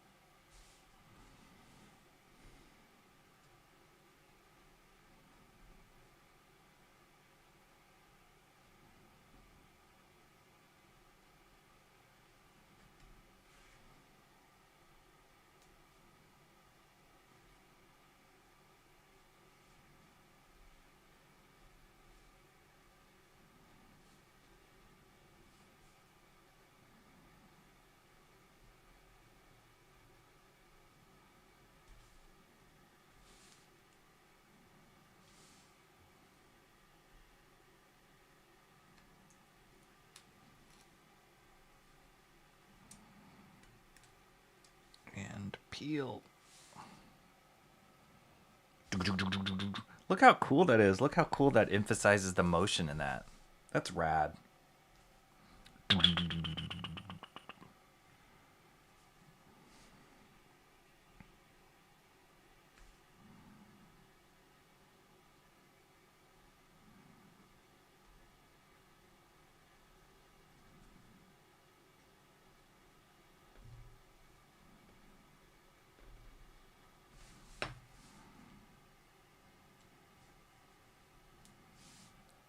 Pop.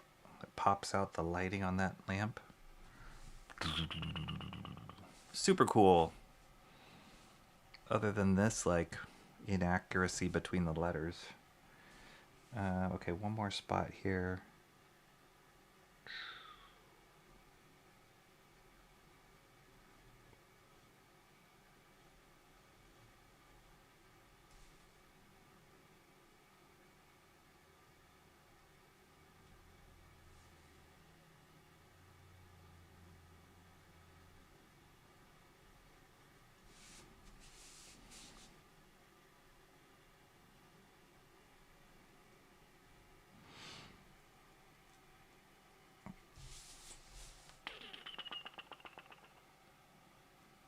Yeah, I mean, I've seen some scans of like original pages, and you can really like when they, especially when they did cutting and pasting, you could really see the like,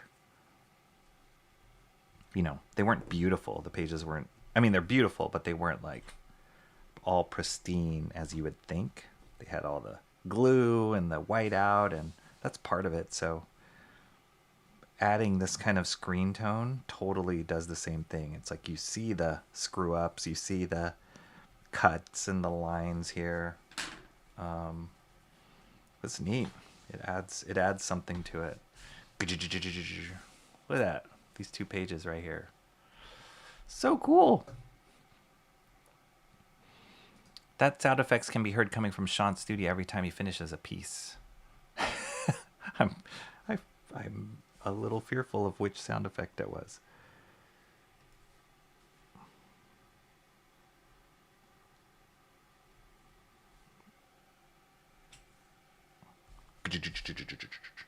That's cool. Okay, let's see. I'm scripting around. So apparently I've had enough sleep. Hey, Rocky, everyone, I didn't get a notification. What's up, Mark? Finally, Mark's here.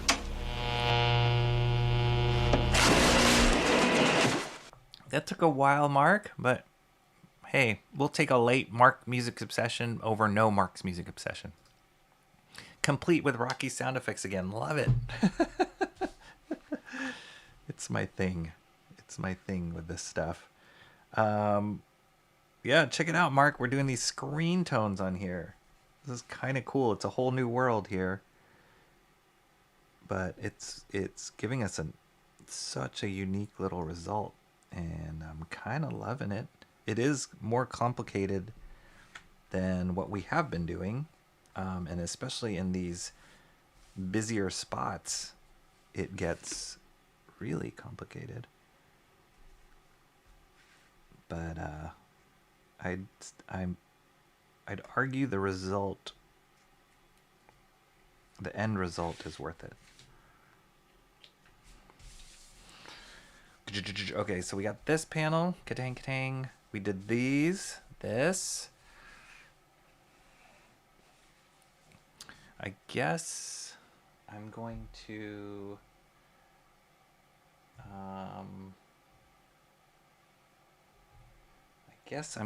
to move on to this guy while I let the poll. So go, for those of you who just joined, go check out the poll. There's a poll.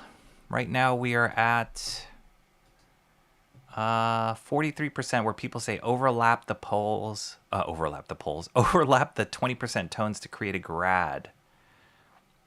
Okay. So that would mean, according to the poll, that would mean me putting down the full 20% gray on this section and then putting another 20% gray on top of it. Bancroft so astutely noted that might create a moire pattern, which, for those of you who don't know that fancy French word, it's just like it's like when you see like striped shirts on TV, or like it's just a banding kind of issue that wasn't intentionally there. So we'll see. Maybe that might happen, in which case we'll just pull off the second layer. So let's do this. I think I like where the poll is right now. 43%. So that's like, what is 43% of 7? Is it 3, 2, and 2? I guess it's not that much more. I'll let it hold a little bit more. See if it holds. I mean, I'll keep the poll open a little bit more as I do this bottom panel to see if that result holds. But moving forward, my guess is, my plan is, we'll do the 20% on this panel. I'll do the second 20% to add the darker tone up here. If it does add a weird moire grad, or a weird effect that's unintentional, then I'll just take it off and we'll just leave it 20% gray and call it. Does that sound good? Unless the vote flips somehow later, but we'll just stick with that. I put so much thought into how to spell Monsieur that I forgot what I was doing. Been dealing with more family stuff, John. Just happened to open YouTube. At least I didn't miss the whole thing. Oh, sorry to hear that, Mark. Doesn't sound like good family stuff, so hang in there. Hopefully it's nothing too stressful, because you have dealt with enough stress and sadness and loss already in the recent past months, so I hope it's not too stressful. See, it's not sticking. Stick. Okay, let's move on to this bottom panel here. And I'm going to do this strategically so that I save as much of this as possible.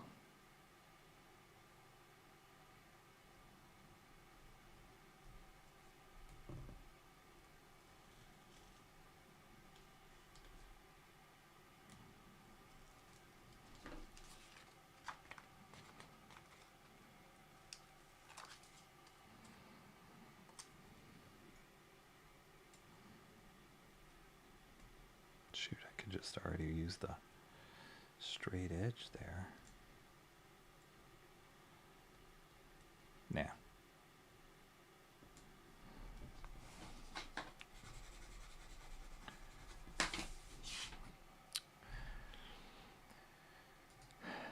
I rely on John for my notifications, Katie says. He's probably no, I'm gonna definitely say he is more reliable than YouTube notifications. John, you should take a side gig at being a human YouTube notifier.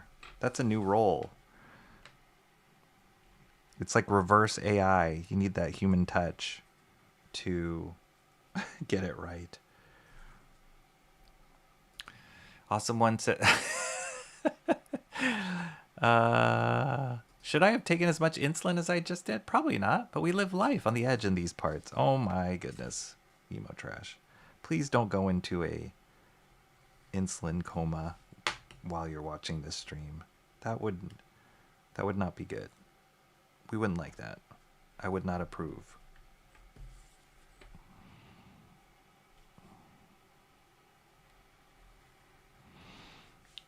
I'm totally loving these more geometric shapes than the complicated organic ones I was just dealing with. Look at that. Man, that just adds so much, just having that little tone there. I love it.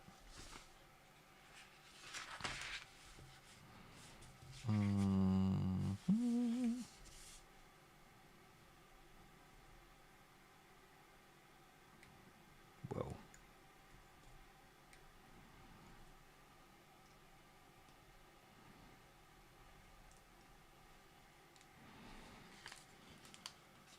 I'm wondering if I should change my blade in a second here.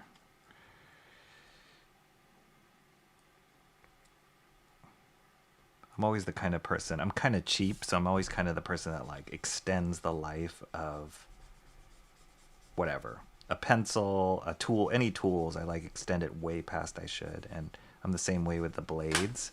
But as you know, with any kind of cutting and you have a dull blade, it's just the worst. It's really, it ends up destroying more than helping.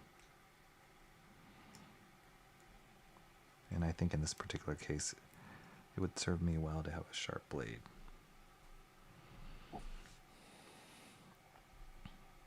Jeffrey Beats says, go and hit the like button for the stream, everyone, to help Rocky Stats. Thank you, Jeffrey Beats. Oh, yeah, the latest. I checked. This was for you, Mark. I checked the latest. Wait, did I disappear? Oh, shoot. Hang on. Maybe it's in this side. Oh, yeah, it is. Move it here. Go back to here. The latest watch hours, we're at 200. That's horrible. You can't even read that. 2,897 watch hours. Add a shadow. That's where we're at. This is the most ridiculous. Put it here. Boom.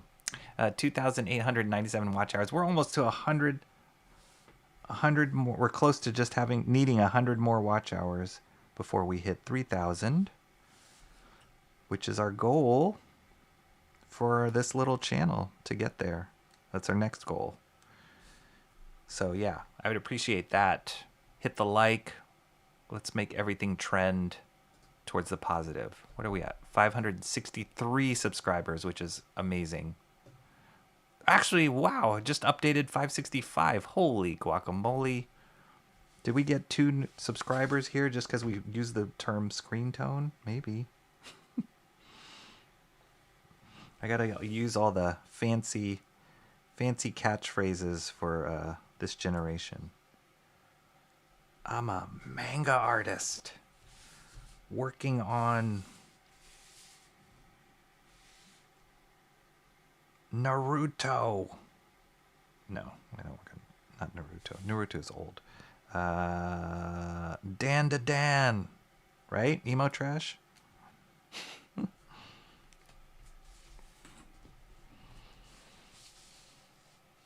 So cool. Boom, boom. All right, let's keep going. Just take insulin, then more weight loss, then a gallon of soda, then a dozen donuts. That sounds reasonable. It's 4:20 your time, Rocky. Let's see how long to catch up. 20 minutes. Mark, sorry. I just saw someone's previous chat and had a stroke attempting to read it. I know some didn't vote for this page, but I'm glad you're doing this one, Rocky. Thank you, John. Would screen toning her lips be good?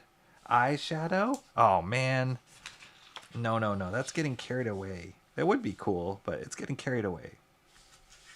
Sort of. Wait, I gotta stay on track here. Stay on track. You just get these steps.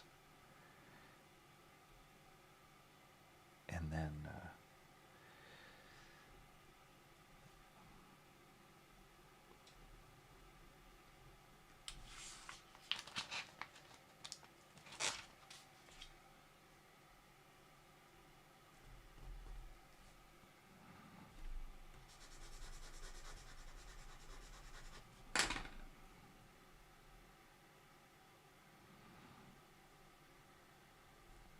I can see the screen tone really like tripping me up too, because I'm, like I had mentioned earlier, I'm kind of cheap, so I'd be always wanting to find like, save every little piece. How can I maximize the size of the paper?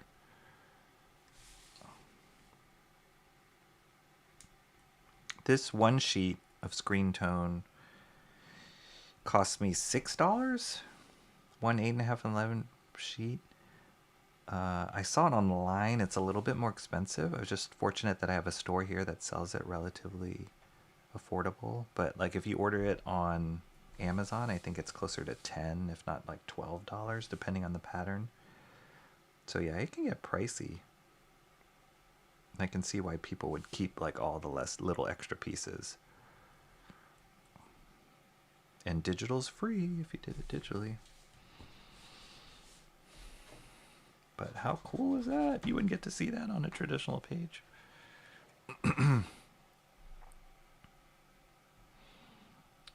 Okay, maybe I'll do her lips. Maybe. That might be a good idea. And then we could do a little highlight on it. That'd be cool. I saw that a while back. I didn't think was around for the stream when he inked her. I just have an eye for egregious differences between his and the original. Thanks.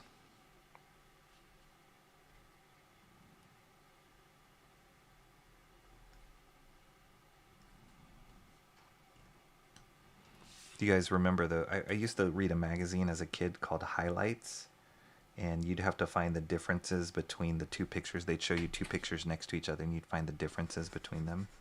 I love that. I used to be really good at that. But you shouldn't be doing that here, emo trash. That's not the point.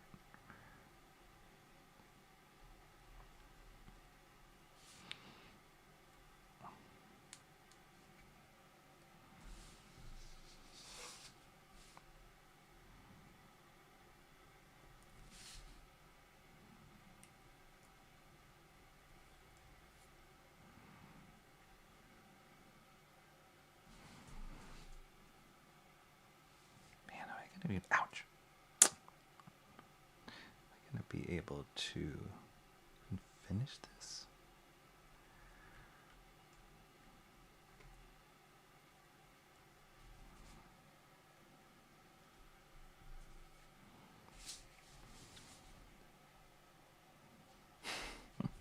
It's turned out cool, guys.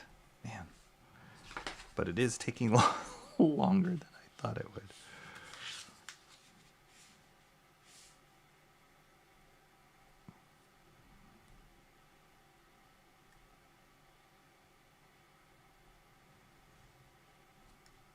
Oops.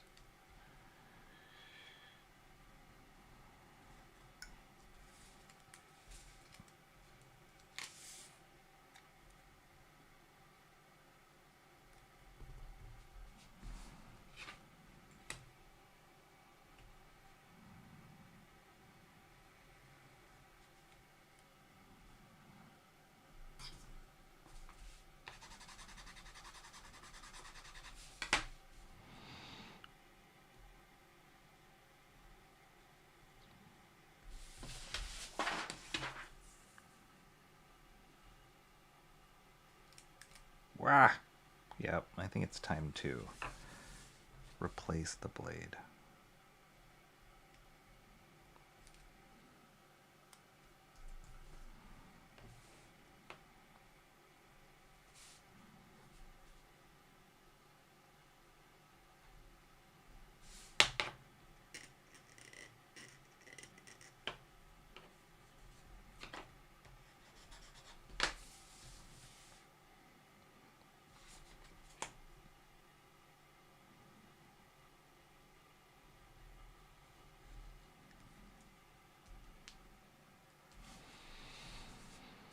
Okay.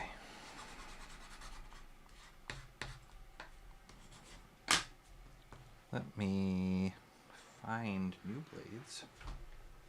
1 second. Boop. Stare at that.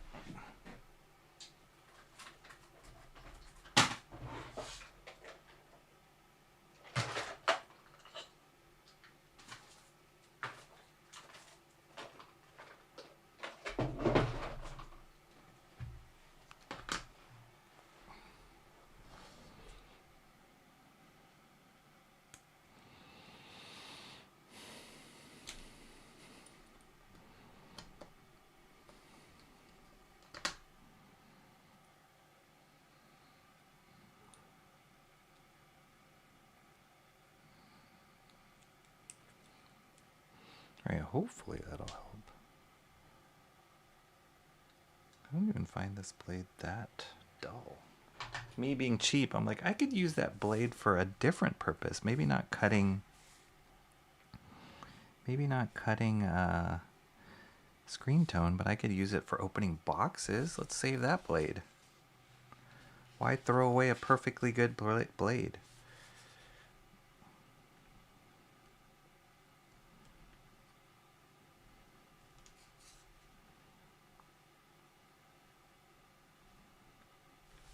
I think I'm gonna do this on 1, 2, 3, 4.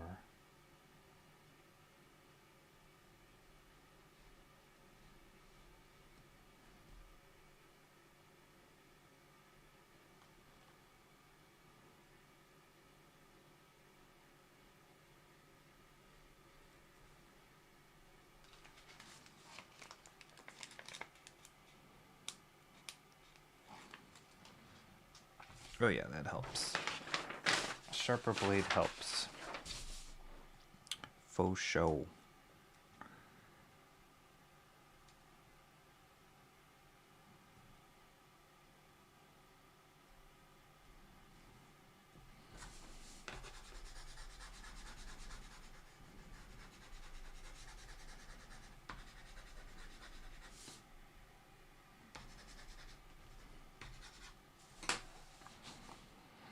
Yeah, just add some nice depth, lighting, drama.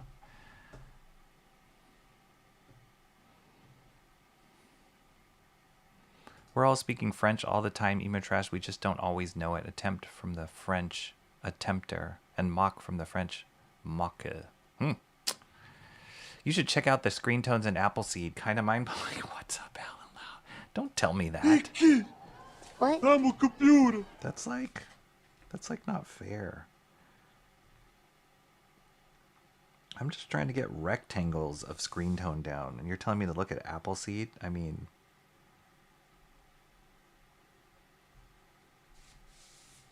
how are you doing, Alan?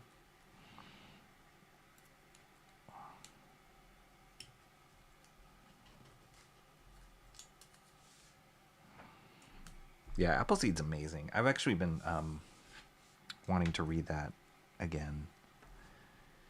That and Nausicaa is on my list of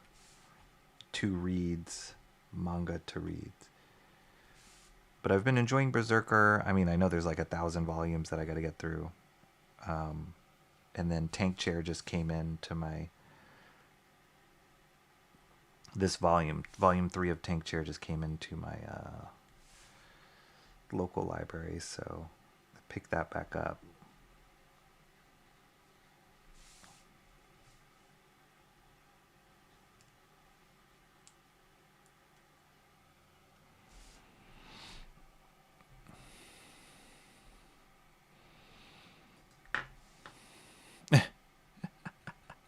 Awesome one is the Mocker Emeritus.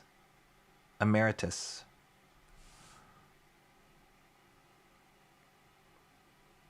Yeah, I'd say awesome when you're in a category of your own when it comes to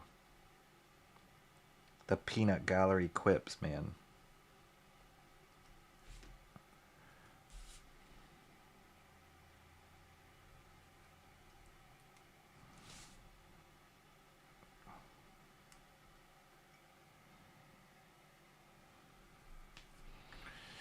All right.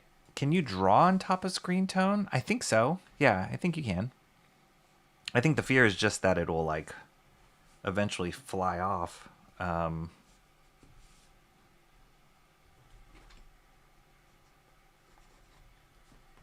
look at that. I think that's the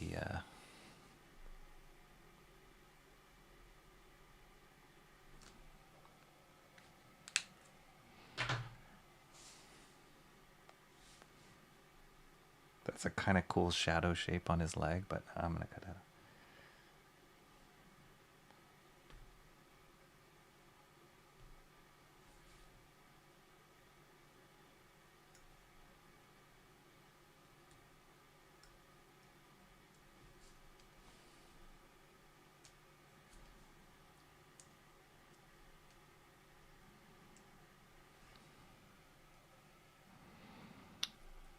Mm-hmm.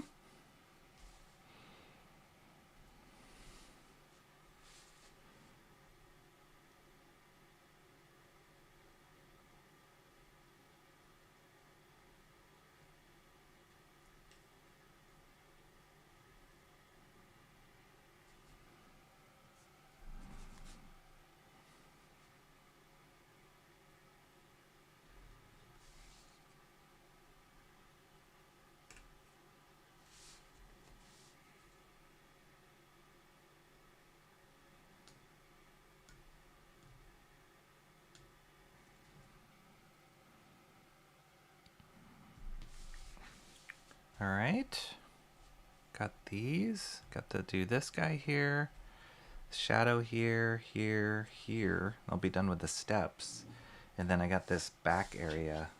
Oh, shoot. This back area behind this dude.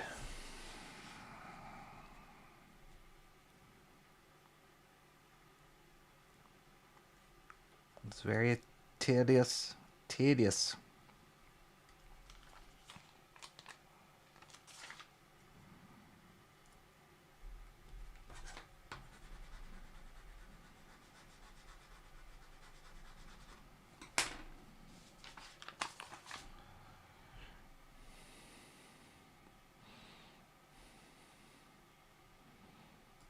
Rocky, I do what I want. I know that. Emo is a good notifier too. Yes, I've heard her. Especially when you're not around, John. She'd be like, "I'm gonna tell John. Where's John? Get that guy in here."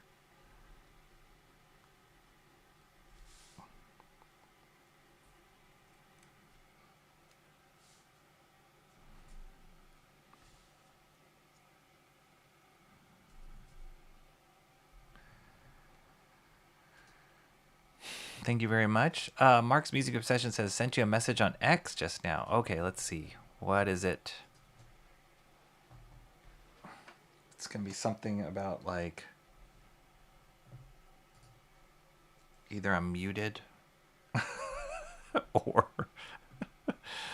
my big head is going to be somewhere. Oh, okay, just a private message. Gotcha. I thought it was an image. Okay, Mark. Thank you so much. Thank you so much for that message. Prayers up for you, man. Hang in there. Hang in there. My gosh.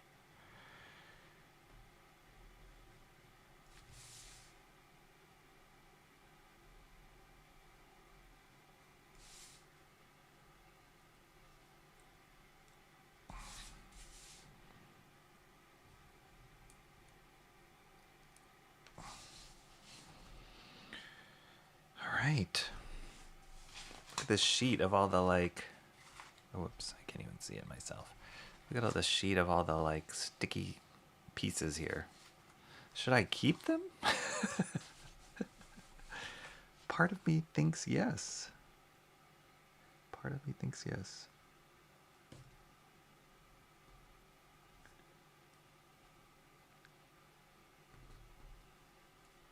Little rivers make a mighty ocean.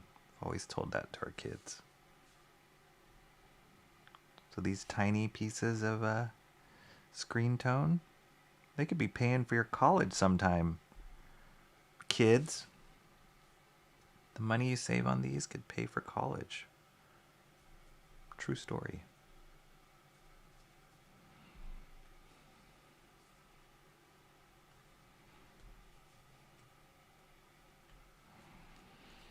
All right, look at that. Ooh.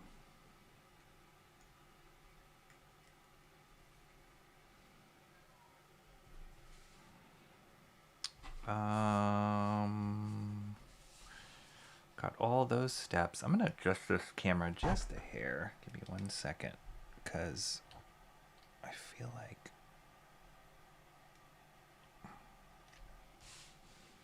half the time I'm off camera. I'm working on this.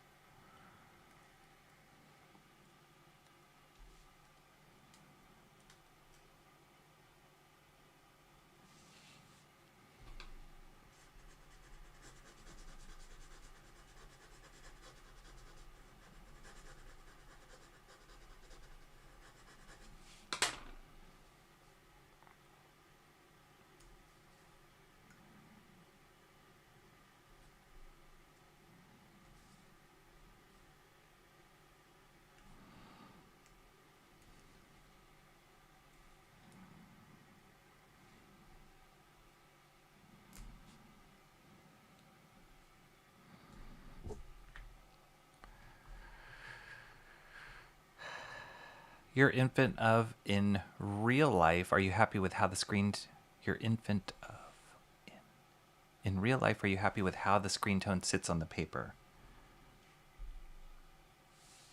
Yes. Short answer, yes. I do feel like for the like, and I don't know if this is just brand of Screentone or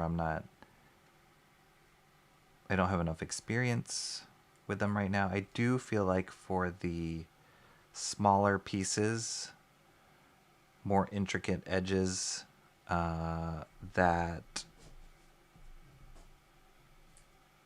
I'm nervous that they'll flip up off of it over time.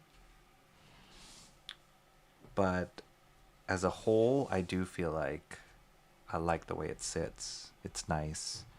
It doesn't feel like once it sticks down, that's it, you're screwed. It's totally like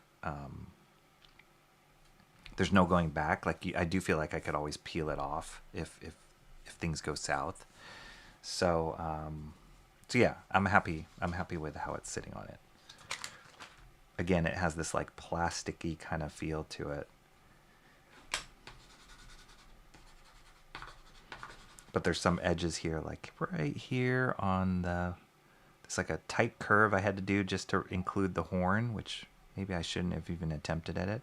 But I do feel like it's like buckling a little bit there, and it can just rip off anytime. I just need to stop touching the dang thing over and over again and just let it sit. All right, one more piece here on this bottom frame. And then we'll move on to Senor Daredevil.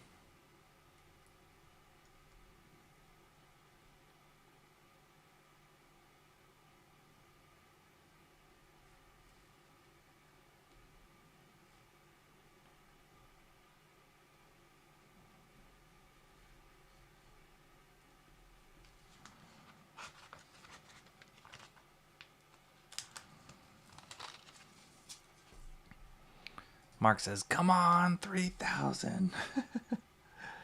You're telling me we're almost there. We're at the cusp of greatness. Oh, actually, I should tell you guys this funny story. not really funny. It's kind of an awesome story. This weekend I was at.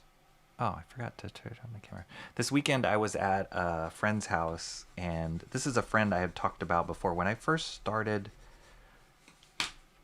YouTubing, he was one of the people I consulted with because he has his own YouTube channel. It's called Byte Byte Go, BYTE Go, all one word, and it's about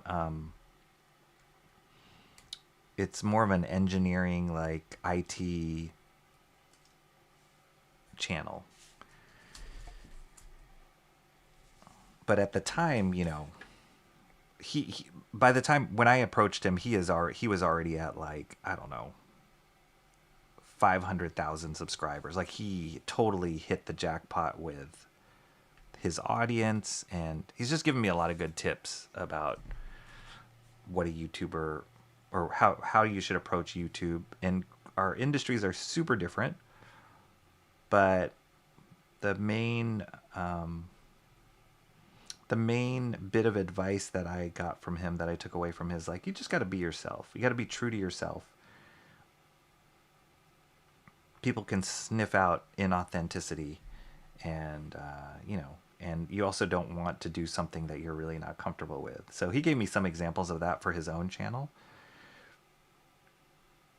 Anyway, I was at his house this weekend visiting, and I walked by, and it just nonchalantly sitting against the wall was his gold play button from YouTube. And for those of you who watch YouTube a lot, you'll see it on a lot of influencers streams when they get a gold play button. But he had his gold play button, and which means he hit 1 million subscribers, which is crazy. I was like, oh my gosh, it's the mecca of YouTube. And it was just lying there on the side of his wall.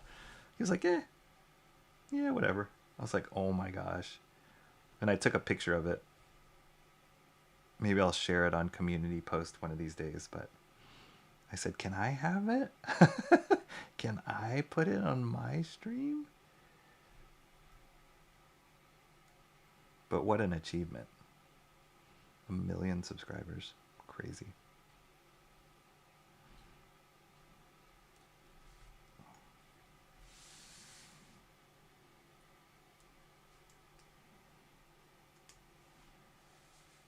Ah, shoot. I just lost a piece. Yeah, these little tiny negative spaces are a little tough.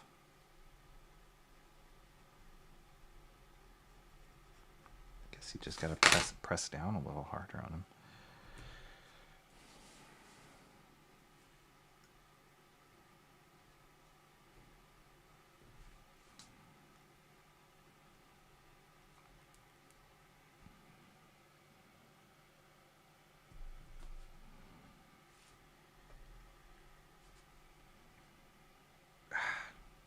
I gotta redo that one.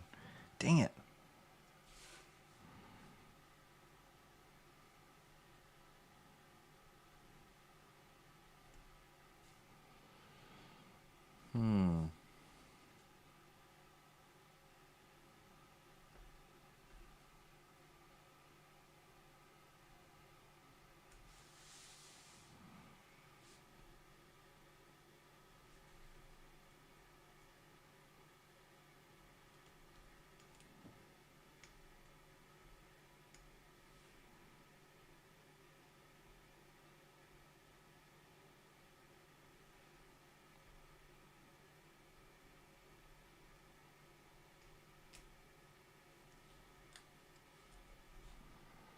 That one gashed a little bit.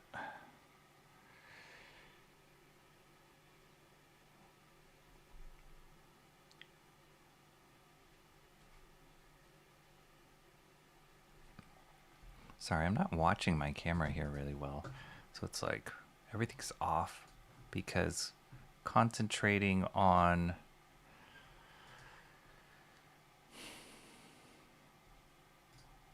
concentrating on cutting at the same time of doing this. Apologies if off screen.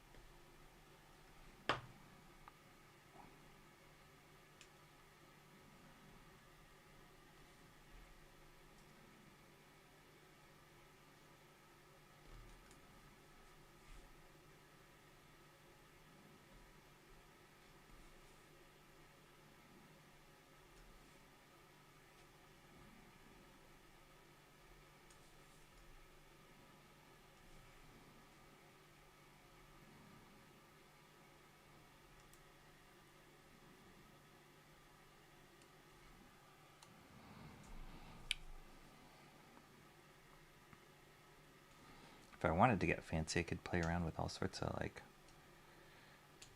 lighting effects on this dude's body, but let's just keep it simple.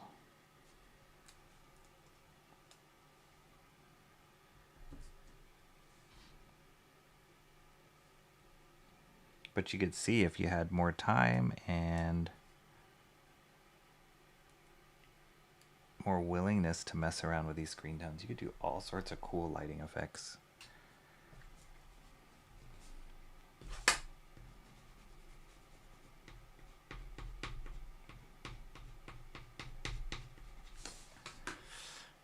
That's so cool. Oh, whoops.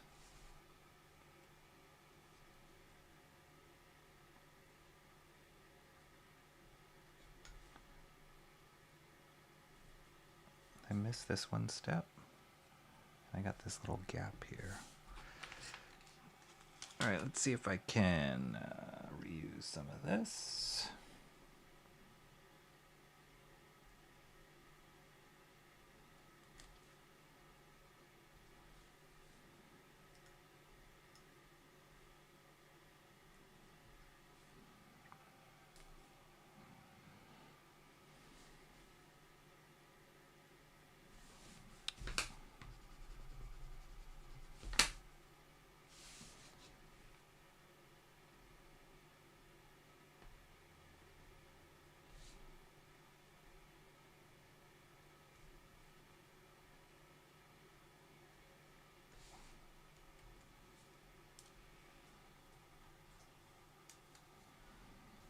Okay. And then just one spot underneath his arm. Oof, it's kind of a tiny piece.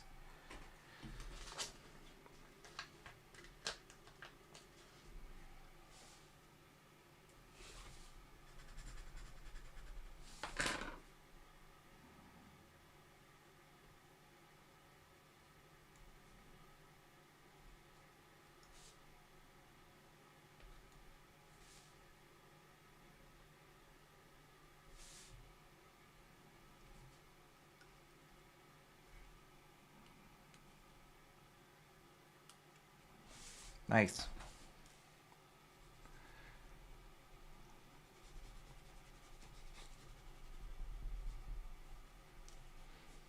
I do have some spots here, John, based on your earlier question where it overlaps in the black, and if I just press down a little bit harder, it kind of blends in, so that'll work. Look at that.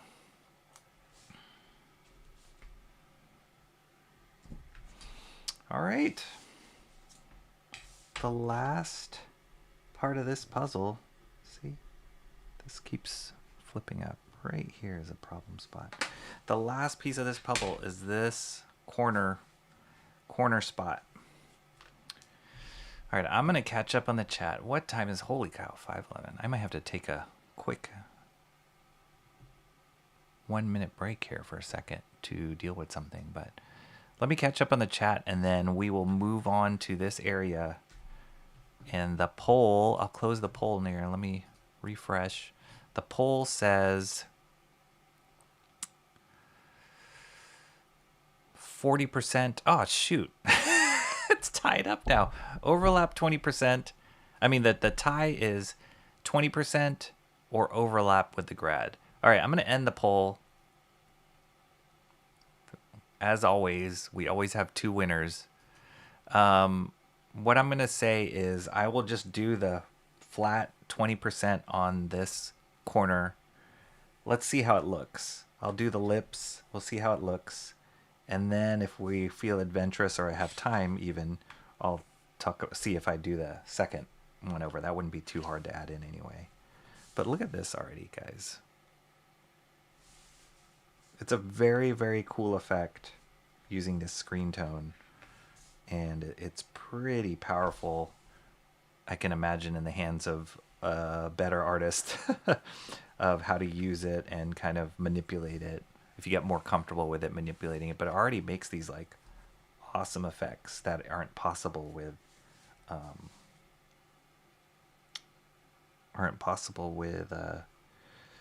you know, straight up inks. I think I just accidentally ripped off that piece. We won't worry about that right now. Okay, so this is way bigger than the sheet I have. Let me do the lips. And then I'll have to bust out the next sheet to be able to do that.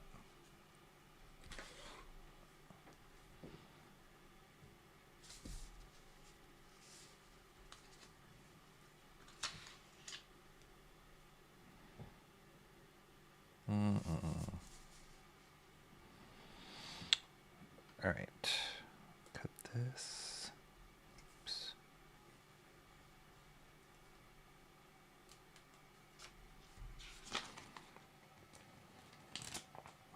Let me lay this down.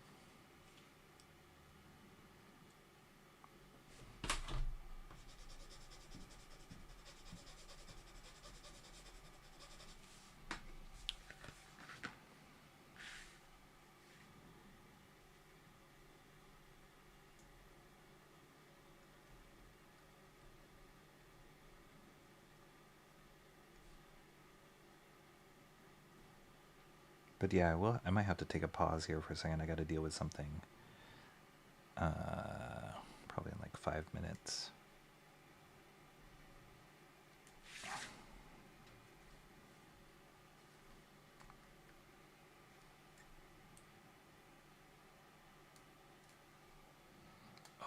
This is a good idea, guys, to do the lips. This is going to be cool, I can already tell.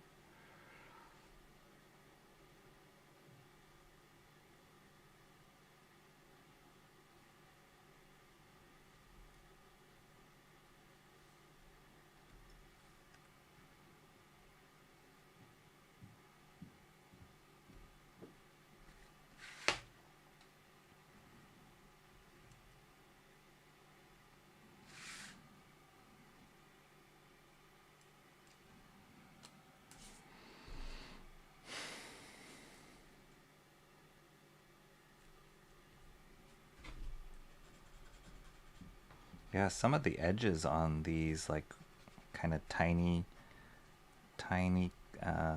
detaily edges, they are peeling up a little bit.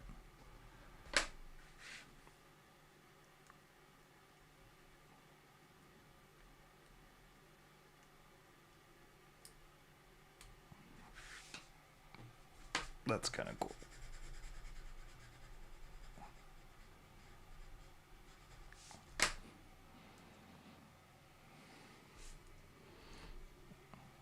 That adds a nice little something something there. I'll pop this out, this white reflection or white highlight on her lip.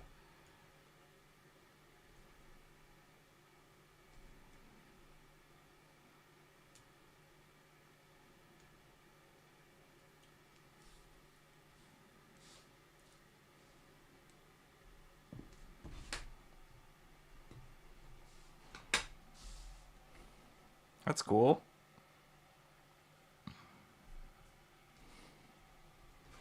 Nice.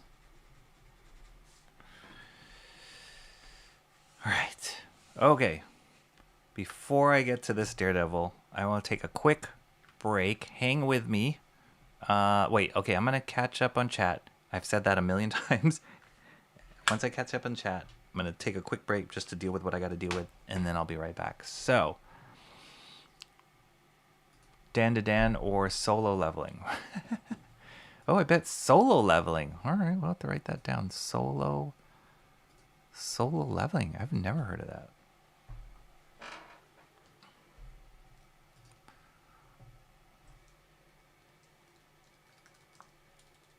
Solo leveling. Spelling. Solo leveling. All right, I'll have to look that up.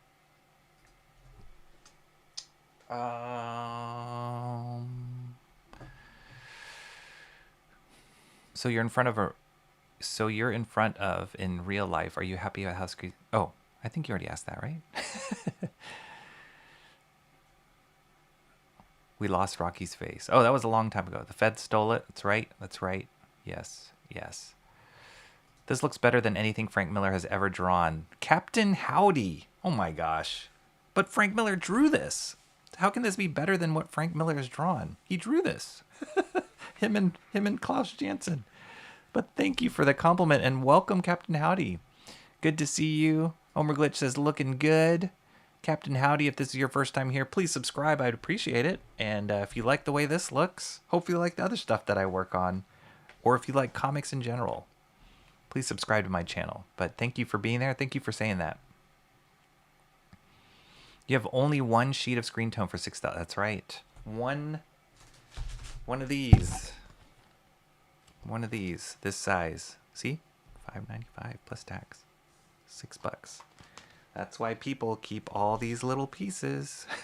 They're expensive. Use the scraps to fill in gaps on the letters. Yes, I might do that, Omar Glitch.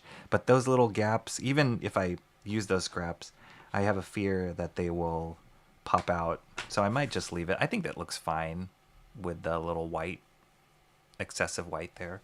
I think it looks okay. If you had the gold play button, Rocky, the YouTube police would come for me. Only 909,435 to go. That's right. It's easy. It's easy. We're almost there. Almost there. Almost 0.01% there.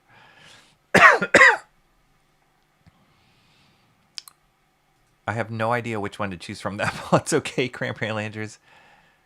It's basically the space around the subjects in an image, as I understand. Yes, I'm sorry. You guys were asking what is negative space. It's space that isn't positive. Duh. No. Yeah, it's the space around the subjects, the negative space. So the negative space in the particular of the letters would be this stuff around the letters. But somebody who has a good sense of using negative space, it's just as powerful as what you draw in the positive, if that makes any sense.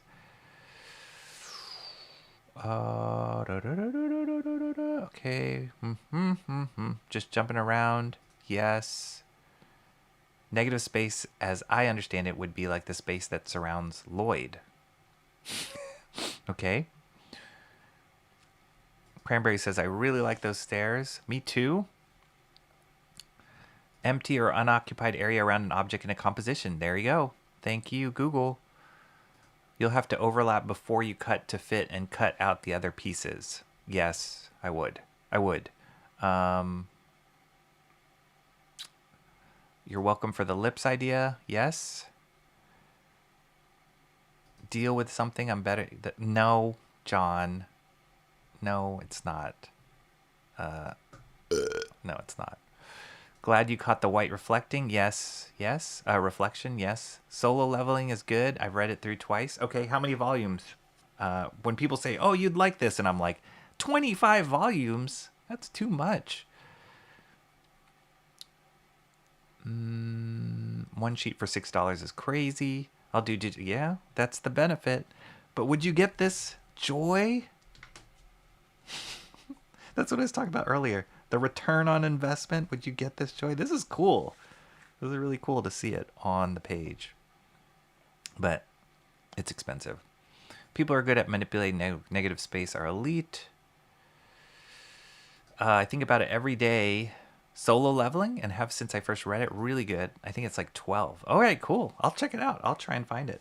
Okay, why don't you guys stare at this Daredevil page for 1 second? I'm going to disappear and make sure I've got all my ducks in a row in life, and then I'll come back and we'll finish this guy up, and we'll decide whether or not we're going to do the overlap. We'll see if we can get around the Moray pattern. All right? So hang tight.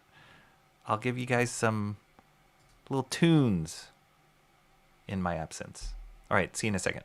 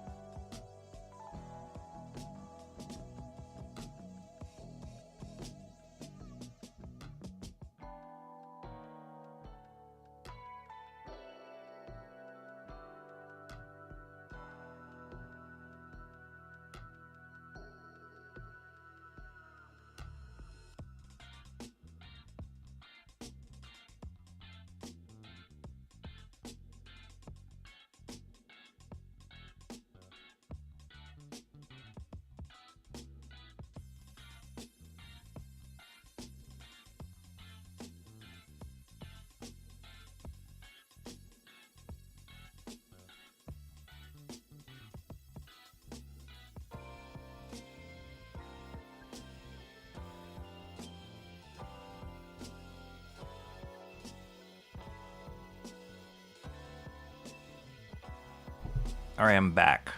See, that wasn't so bad. Except the music. All right. What are we doing? Oh yeah, we're finishing up this guy. I cannot fit, this piece won't fit here. Too small. Didn't plan it out exact. If I took all these little pieces and reformed them over here, it might fit. But alas, could not do that. So I'll save this piece for later, and we'll open up the new sheet for this one. If Amazon, the stupid Amazon would have just sent me the gradient piece properly and stopped folding it every time it sent it to me, I could be done with this one panel in one fell shot, but that's okay. All right. But we're going to make this as efficient as possible. All right.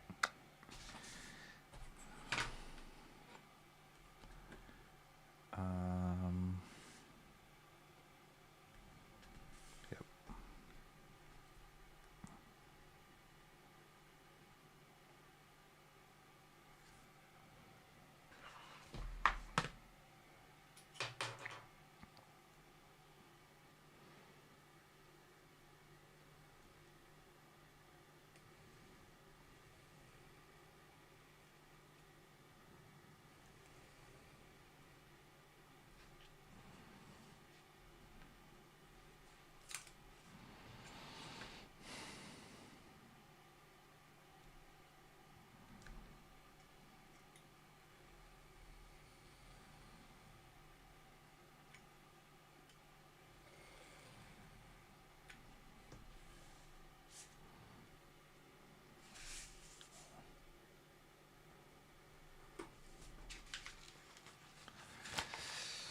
Let's hope that I cut this deep enough. Okay, beautiful.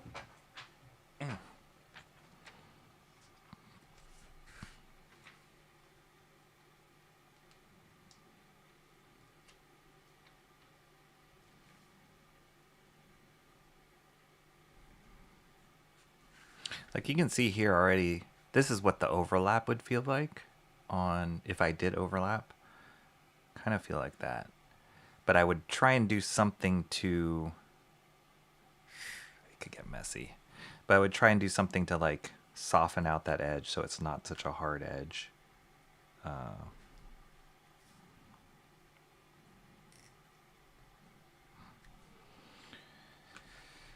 We shall see.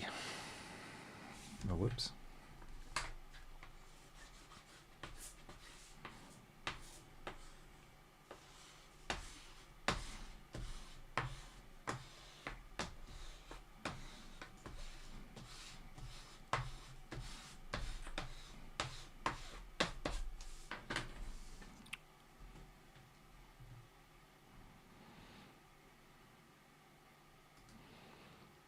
I didn't use the bathroom. Where did Comrade Sammy disappear to? I think it's another date. I think she went on another date. It's all a front. She put in her time here and then it was date time.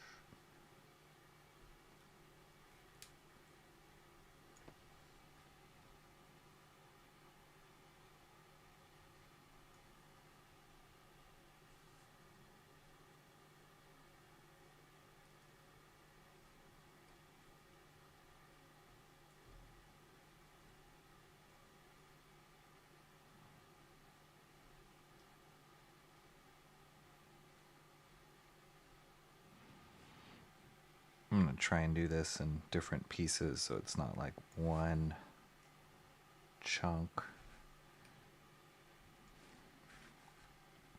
Because I find I have to turn these tight curves if I try and do it in one fell swoop. Boom. That's already looking cool.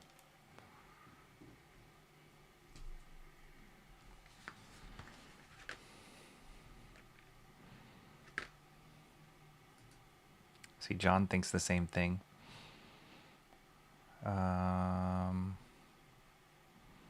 Maybe you're supposed to iron down the remaining screen time after fitting it. Yeah, I don't know. Like some heat. I'd be afraid it would melt it. But yeah, I might. I don't know. I mean, if you don't touch it, it's okay. Like you don't touch it too much. It just so happens that I'm rubbing against it with my hand as I rotate the page. That's part of the problem. It keeps catching on some of those finer edges and pulling it off the paper. But I think once I'm done and I'm not like touching the paper all so much, it'll be better.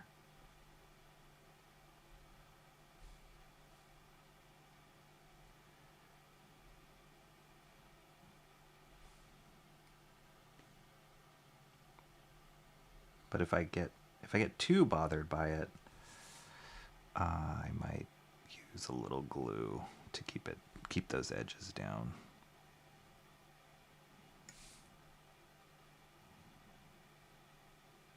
I think it'll be fine though.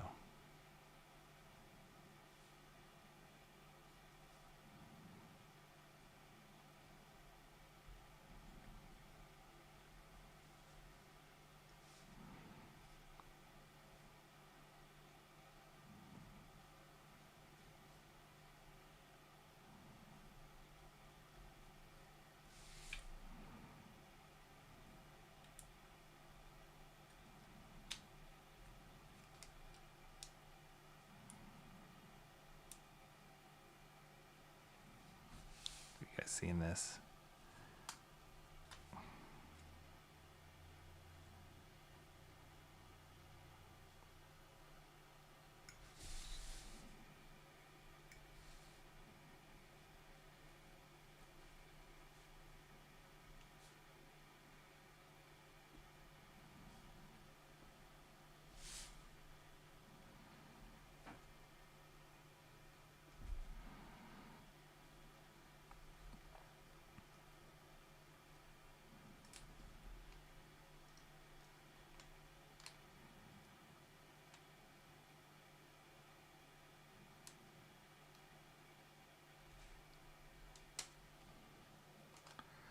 Wow, that's a serious chunk that could be reused.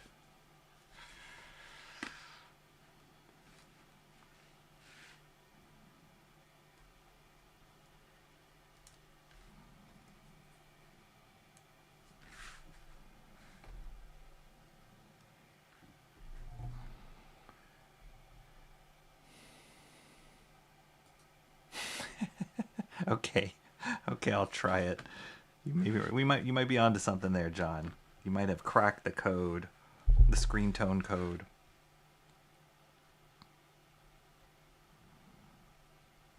It's like heating up the adhesive.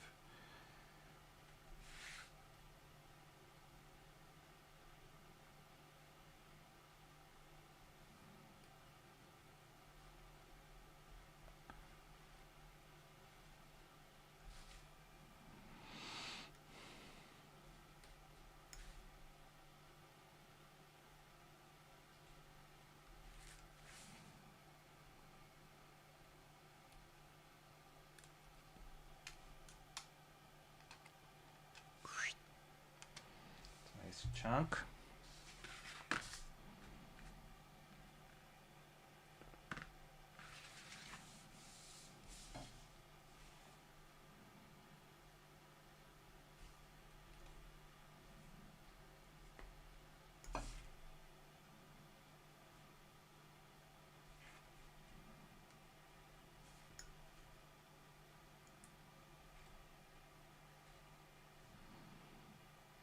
It is a little disturbing to feel the blade cut into your artwork. I mean, I know I'm not pushing hard enough that it'll cut the paper, but it is scoring into the paper, so.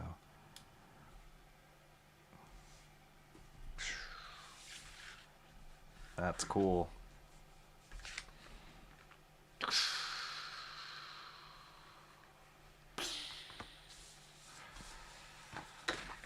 Okay.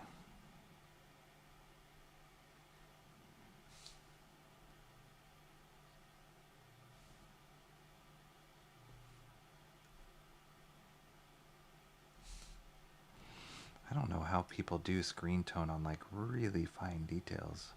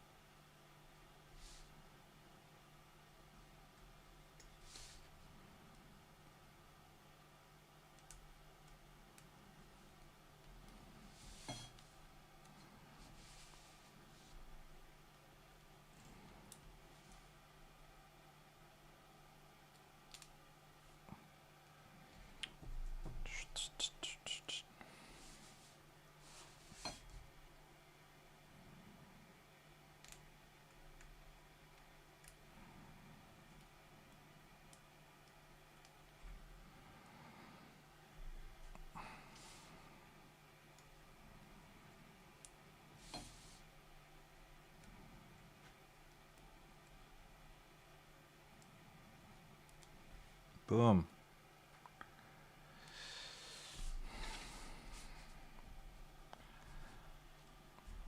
This old Daredevil popping out of that sky. Oh shoot, I got all these glass pieces. Dang. At least they're rectangles.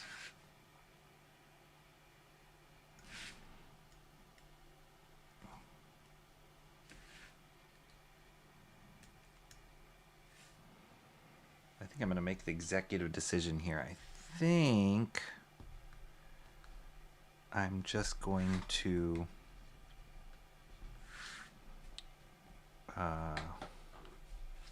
just leave it 20% tone instead of doing anything extra up here, because if I have to cut out these glass pieces out of the Screentone, which I'm doing right now, and then put another layer and cut them out again, that would be a pain in the butt. I guess I could just paint them in with white. I could do that. Now let's see how it looks when I'm done.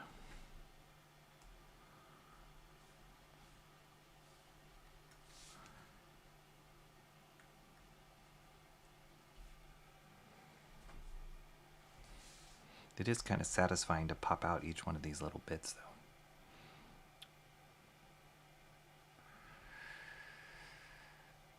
Emotresk says, "Okay, I'm back." Now Lucky says, "Hello." Hello, hello. Maybe a hairdryer or iron? Iron might be too much. Like, last thing I want to do is like melt this.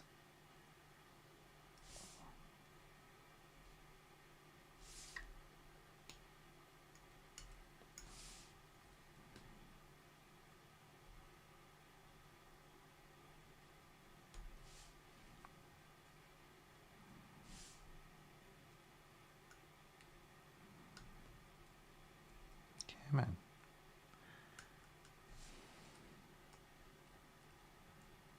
There we go.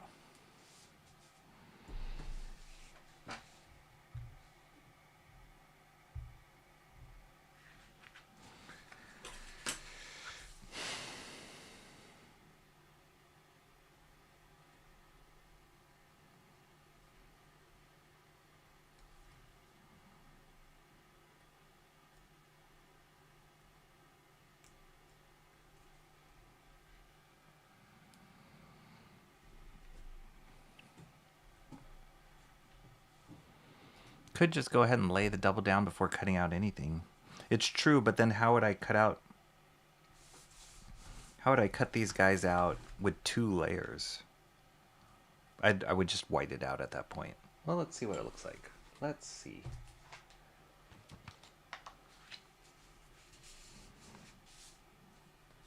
Let me just do a test here.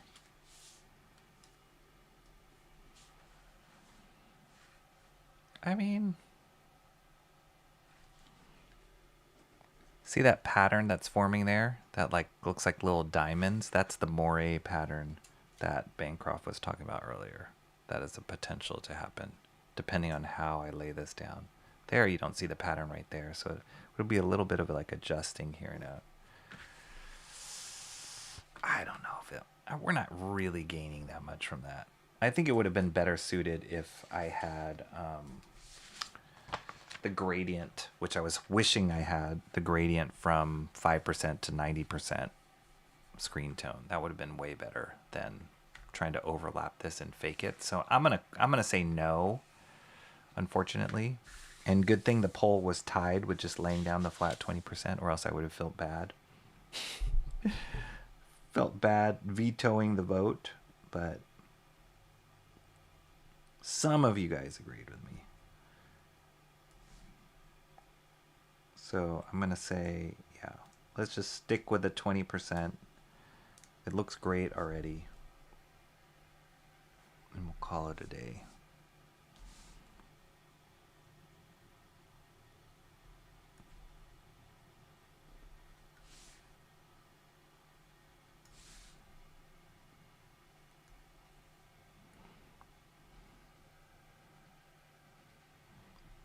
Let's just pretend it was like one of those moments in the future where we did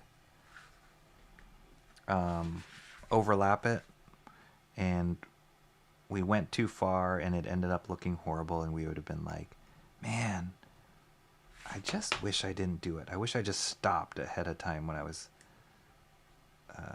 with just the one layer. I wish I could go back in time. Well, we just went back in time and told ourselves not to do it. So thank goodness for time machines.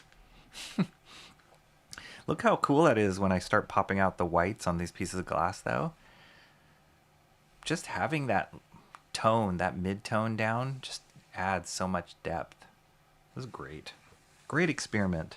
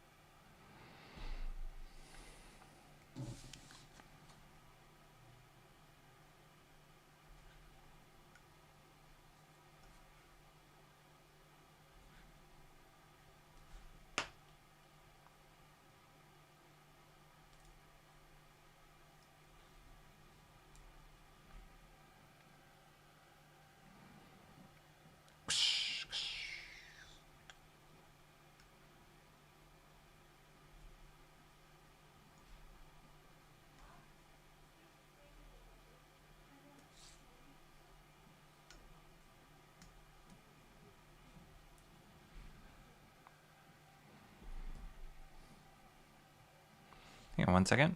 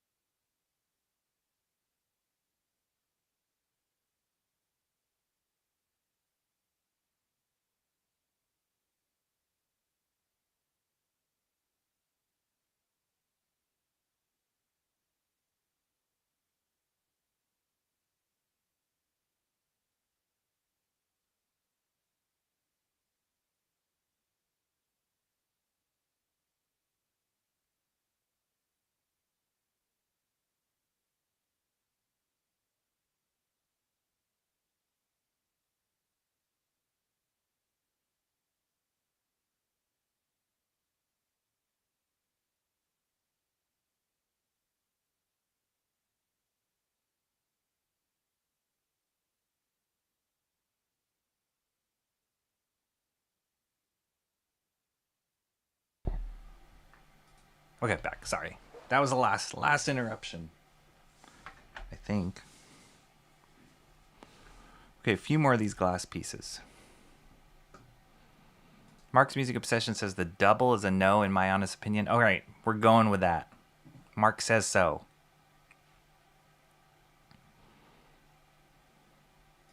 Yeah, I could just paint it instead if you were to recommit. I think if I were to do it right, I would get the right kind of screen tone. And unfortunately, I wish they were a lot more available. The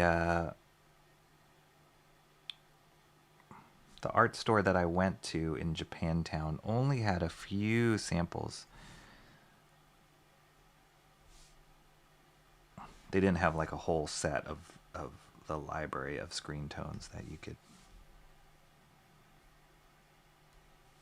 that are available. They had like these 20%ers. Oh geez, I think I cut too deep on that one because the paper's coming up. They have these 20%ers, 20% flat. They had a few, I just cut my paper. That sucks. A few vertical line screen tones, which I didn't really like the look of.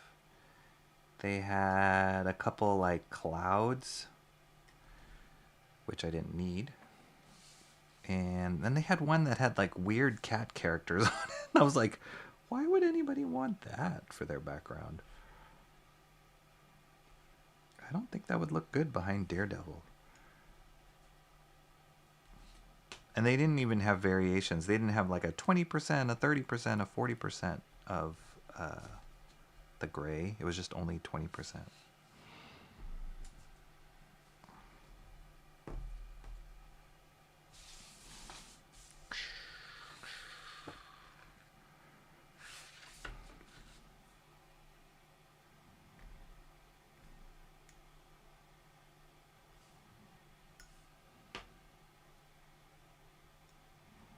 All right, almost there. 1, 2, 3, 4 more little pieces of glass.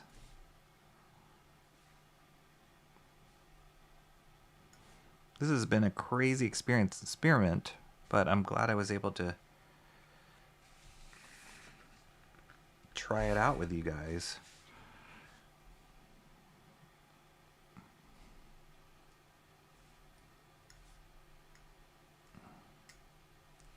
I think it was worth it. I think that it, on top of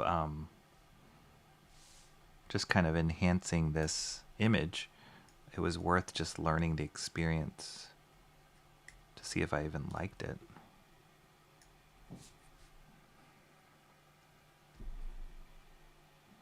Gosh, I'm just going to cut that piece of paper off.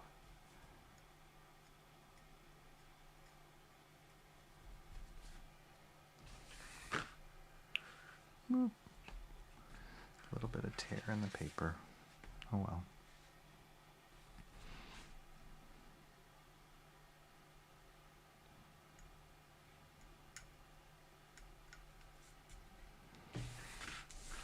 All right.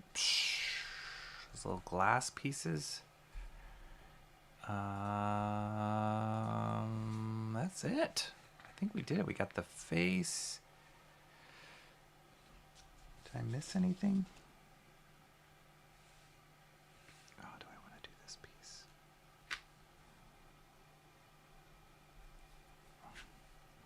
Maybe I'll do this little corner just to patch up this little corner right here.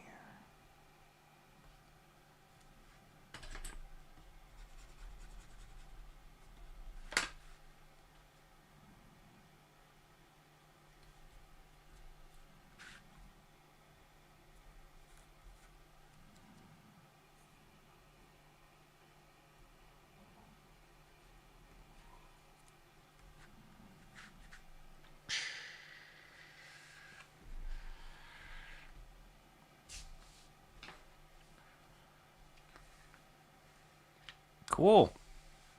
My goodness. Started off with here and moved up to here. Love how the lips turned out on this and the bandana, the gloves. This one was probably the most complicated of the panels because of all these little intricate shapes and negative spaces, guys, here. But I love how the action lines really pop out. The motion really pops out with these tones. Then move down to this guy. Some great mood filler, mood setter with the stairs. And then finished it up here on good old Daredevil flying out of the sky. I'll call that a success. My goodness. Very cool. Very cool. And it all started with a suggestion when we were looking at this at the very beginning of like, oh, there's Screentone there. Would we try Screentone? Look, here we are. You guys have influence on me. So cool. Cranberry Langers. Congrats, Rocky in the chat. We did it. Cranberry says, "I'm glad I chose this one." Yeah, me too. This one turned out great. Better than I expected. It actually might be one of my favorites. of all the master studies I've done so far. Not just because of the screen tone, but dang it, it really added something special. Just boofed it. I'm gonna have to use a little bit of glue right there. Why did I decide to cut around that horn? That's like the smallest devil horn ever. And I shouldn't have cut around it. You can't even notice it. And now it's flipping up. That's bothering me. We might have to try an iron like John suggested. But cool. That's where we're at. Of course we do, Emotra says. Of course we do. I catch up? I think I catched up. Holy cow. This has been a long-ish stream, but we made it to the finish line. We finally finished the last master study. That means, dear Lord, we got to start thinking about what the next one is, which is always a challenge. I have some ideas, but I'm not 100% sure yet. But this is great. It'll be interesting to try and top this one, whether in technique or just in complexity. But I'll post a finished image of this, of the whole thing, so you can all see it in one shot. I'll post this on my community tab and on X as well. Mark says it's great. Rocky didn't overtake my favorite. Which one was your Mobius is your favorite, Mark? That Mobius one? That one's a good one. Really good one too. I need to do another one with pen nib. I've been favoring brush because it is my favorite, but I need to work on another one. Maybe the next one will be a pen nib. I did have a question for you. Mark, that Web of Spider-Man #1, you've been touting that one for a long time now. That's a painted cover, my friend. Watercolor paint. I haven't been able to find any black and white rendition of that one.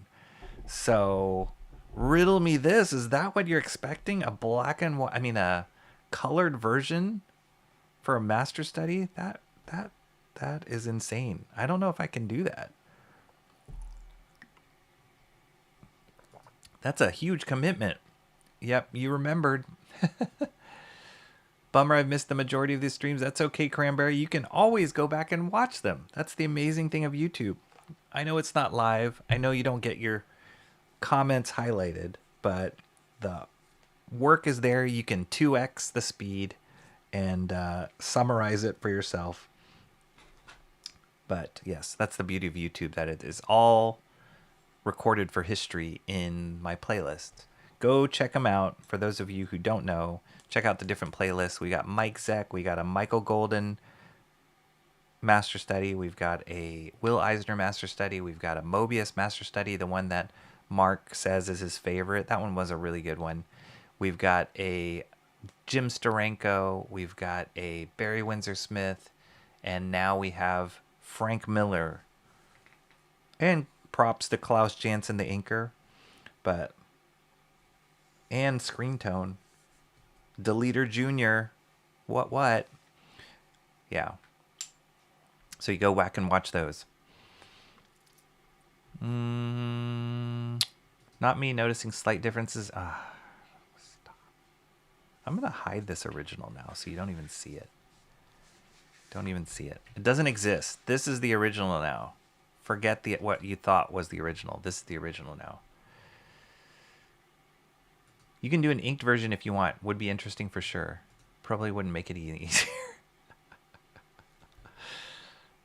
That's a hard. I think it's a Charles Vess. I think Charles Vess did that cover, Mark. That's a tall order, my friend. My goodness. See? This little piece keeps popping up. And there ain't no way I'm going to redo this whole side. Could I? No. So I'm gonna figure out a way to glue this down. This is bothering me.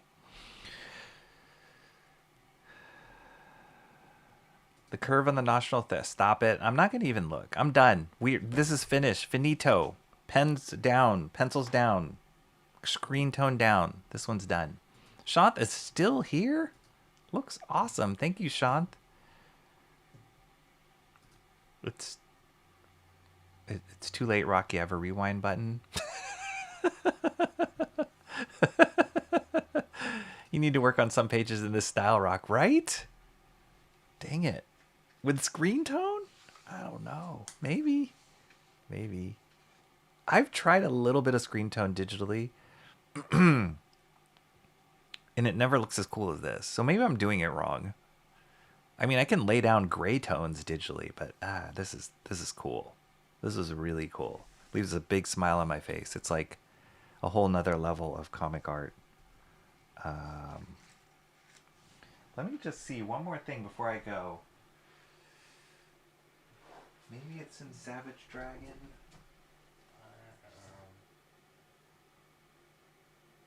Oh no, maybe in Rocketeer. Oh no, Rocketeer is no.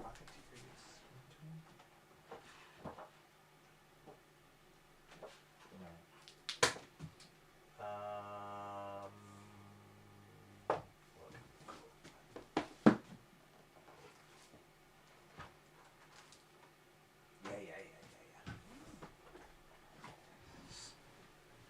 Here's some example of,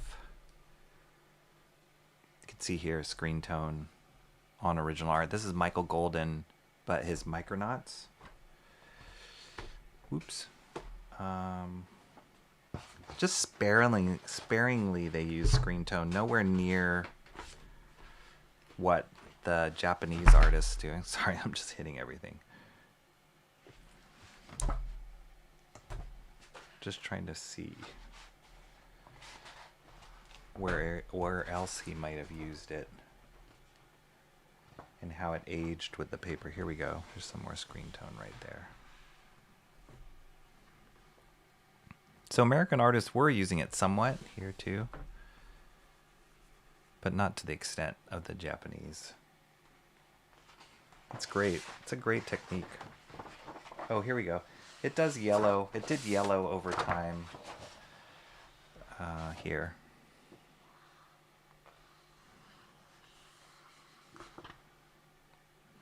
Double. Got it here and here in this background. It's cool. Definitely says comics when you look at it like that. Wouldn't be a Rocky stream if you didn't smack something around. That's right. It's a good way to end it.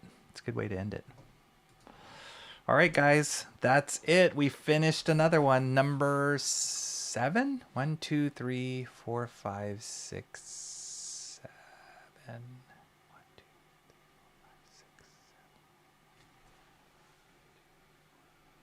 Yep, this is the 7th master study.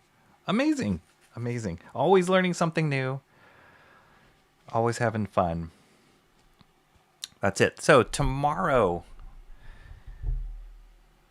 unless any kind of emergency happens, we'll be doing a stream again tomorrow for My Wednesday Comics. I need to go watch my news streams on what is coming out tomorrow. I already heard about a couple books, but I got to go watch and see what I'm picking up tomorrow. So stay tuned for those of you who can join. I don't know if Comrade Sammy can join. She said Tuesday was better. That's why we did this. Where did she go? She was first in chat, but maybe she's gone. But also don't forget, because I didn't do it today, we'll be cracking open this unboxing for tomorrow, which is a nice, hefty, I think there's going to be some great surprises in this. A certain someone sent me this in the mail, and I'm pretty excited to see what's inside. I've waited a whole week patiently, but tomorrow is time. So we'll include that in. Even if I didn't get any books tomorrow from the store, that bad boy is going to be cracked open. So stay tuned for that. Tomorrow, My Wednesday Comics, sometime in the afternoon. And that's it. Yeah, this has been great. This has been an awesome exploration. Thank you guys so much for chipping in, encouraging me all the way through, and hit that like if you love comic book art, if you love comics in general, this is where it's at. Come join the fun. We're on our way to hitting 3,000 watch hours, which is so close, within reach. And once we get there, we'll be able to amp this up a little bit more with subscription or paid subscription or paid memberships, all that fun stuff. That'll be really fun to kind of see where that takes this channel. So thank you so much already for all your contributions, for being faithful friends and chat followers, chat participators. So appreciative. Such a big part of the joy that I get from doing this for you guys.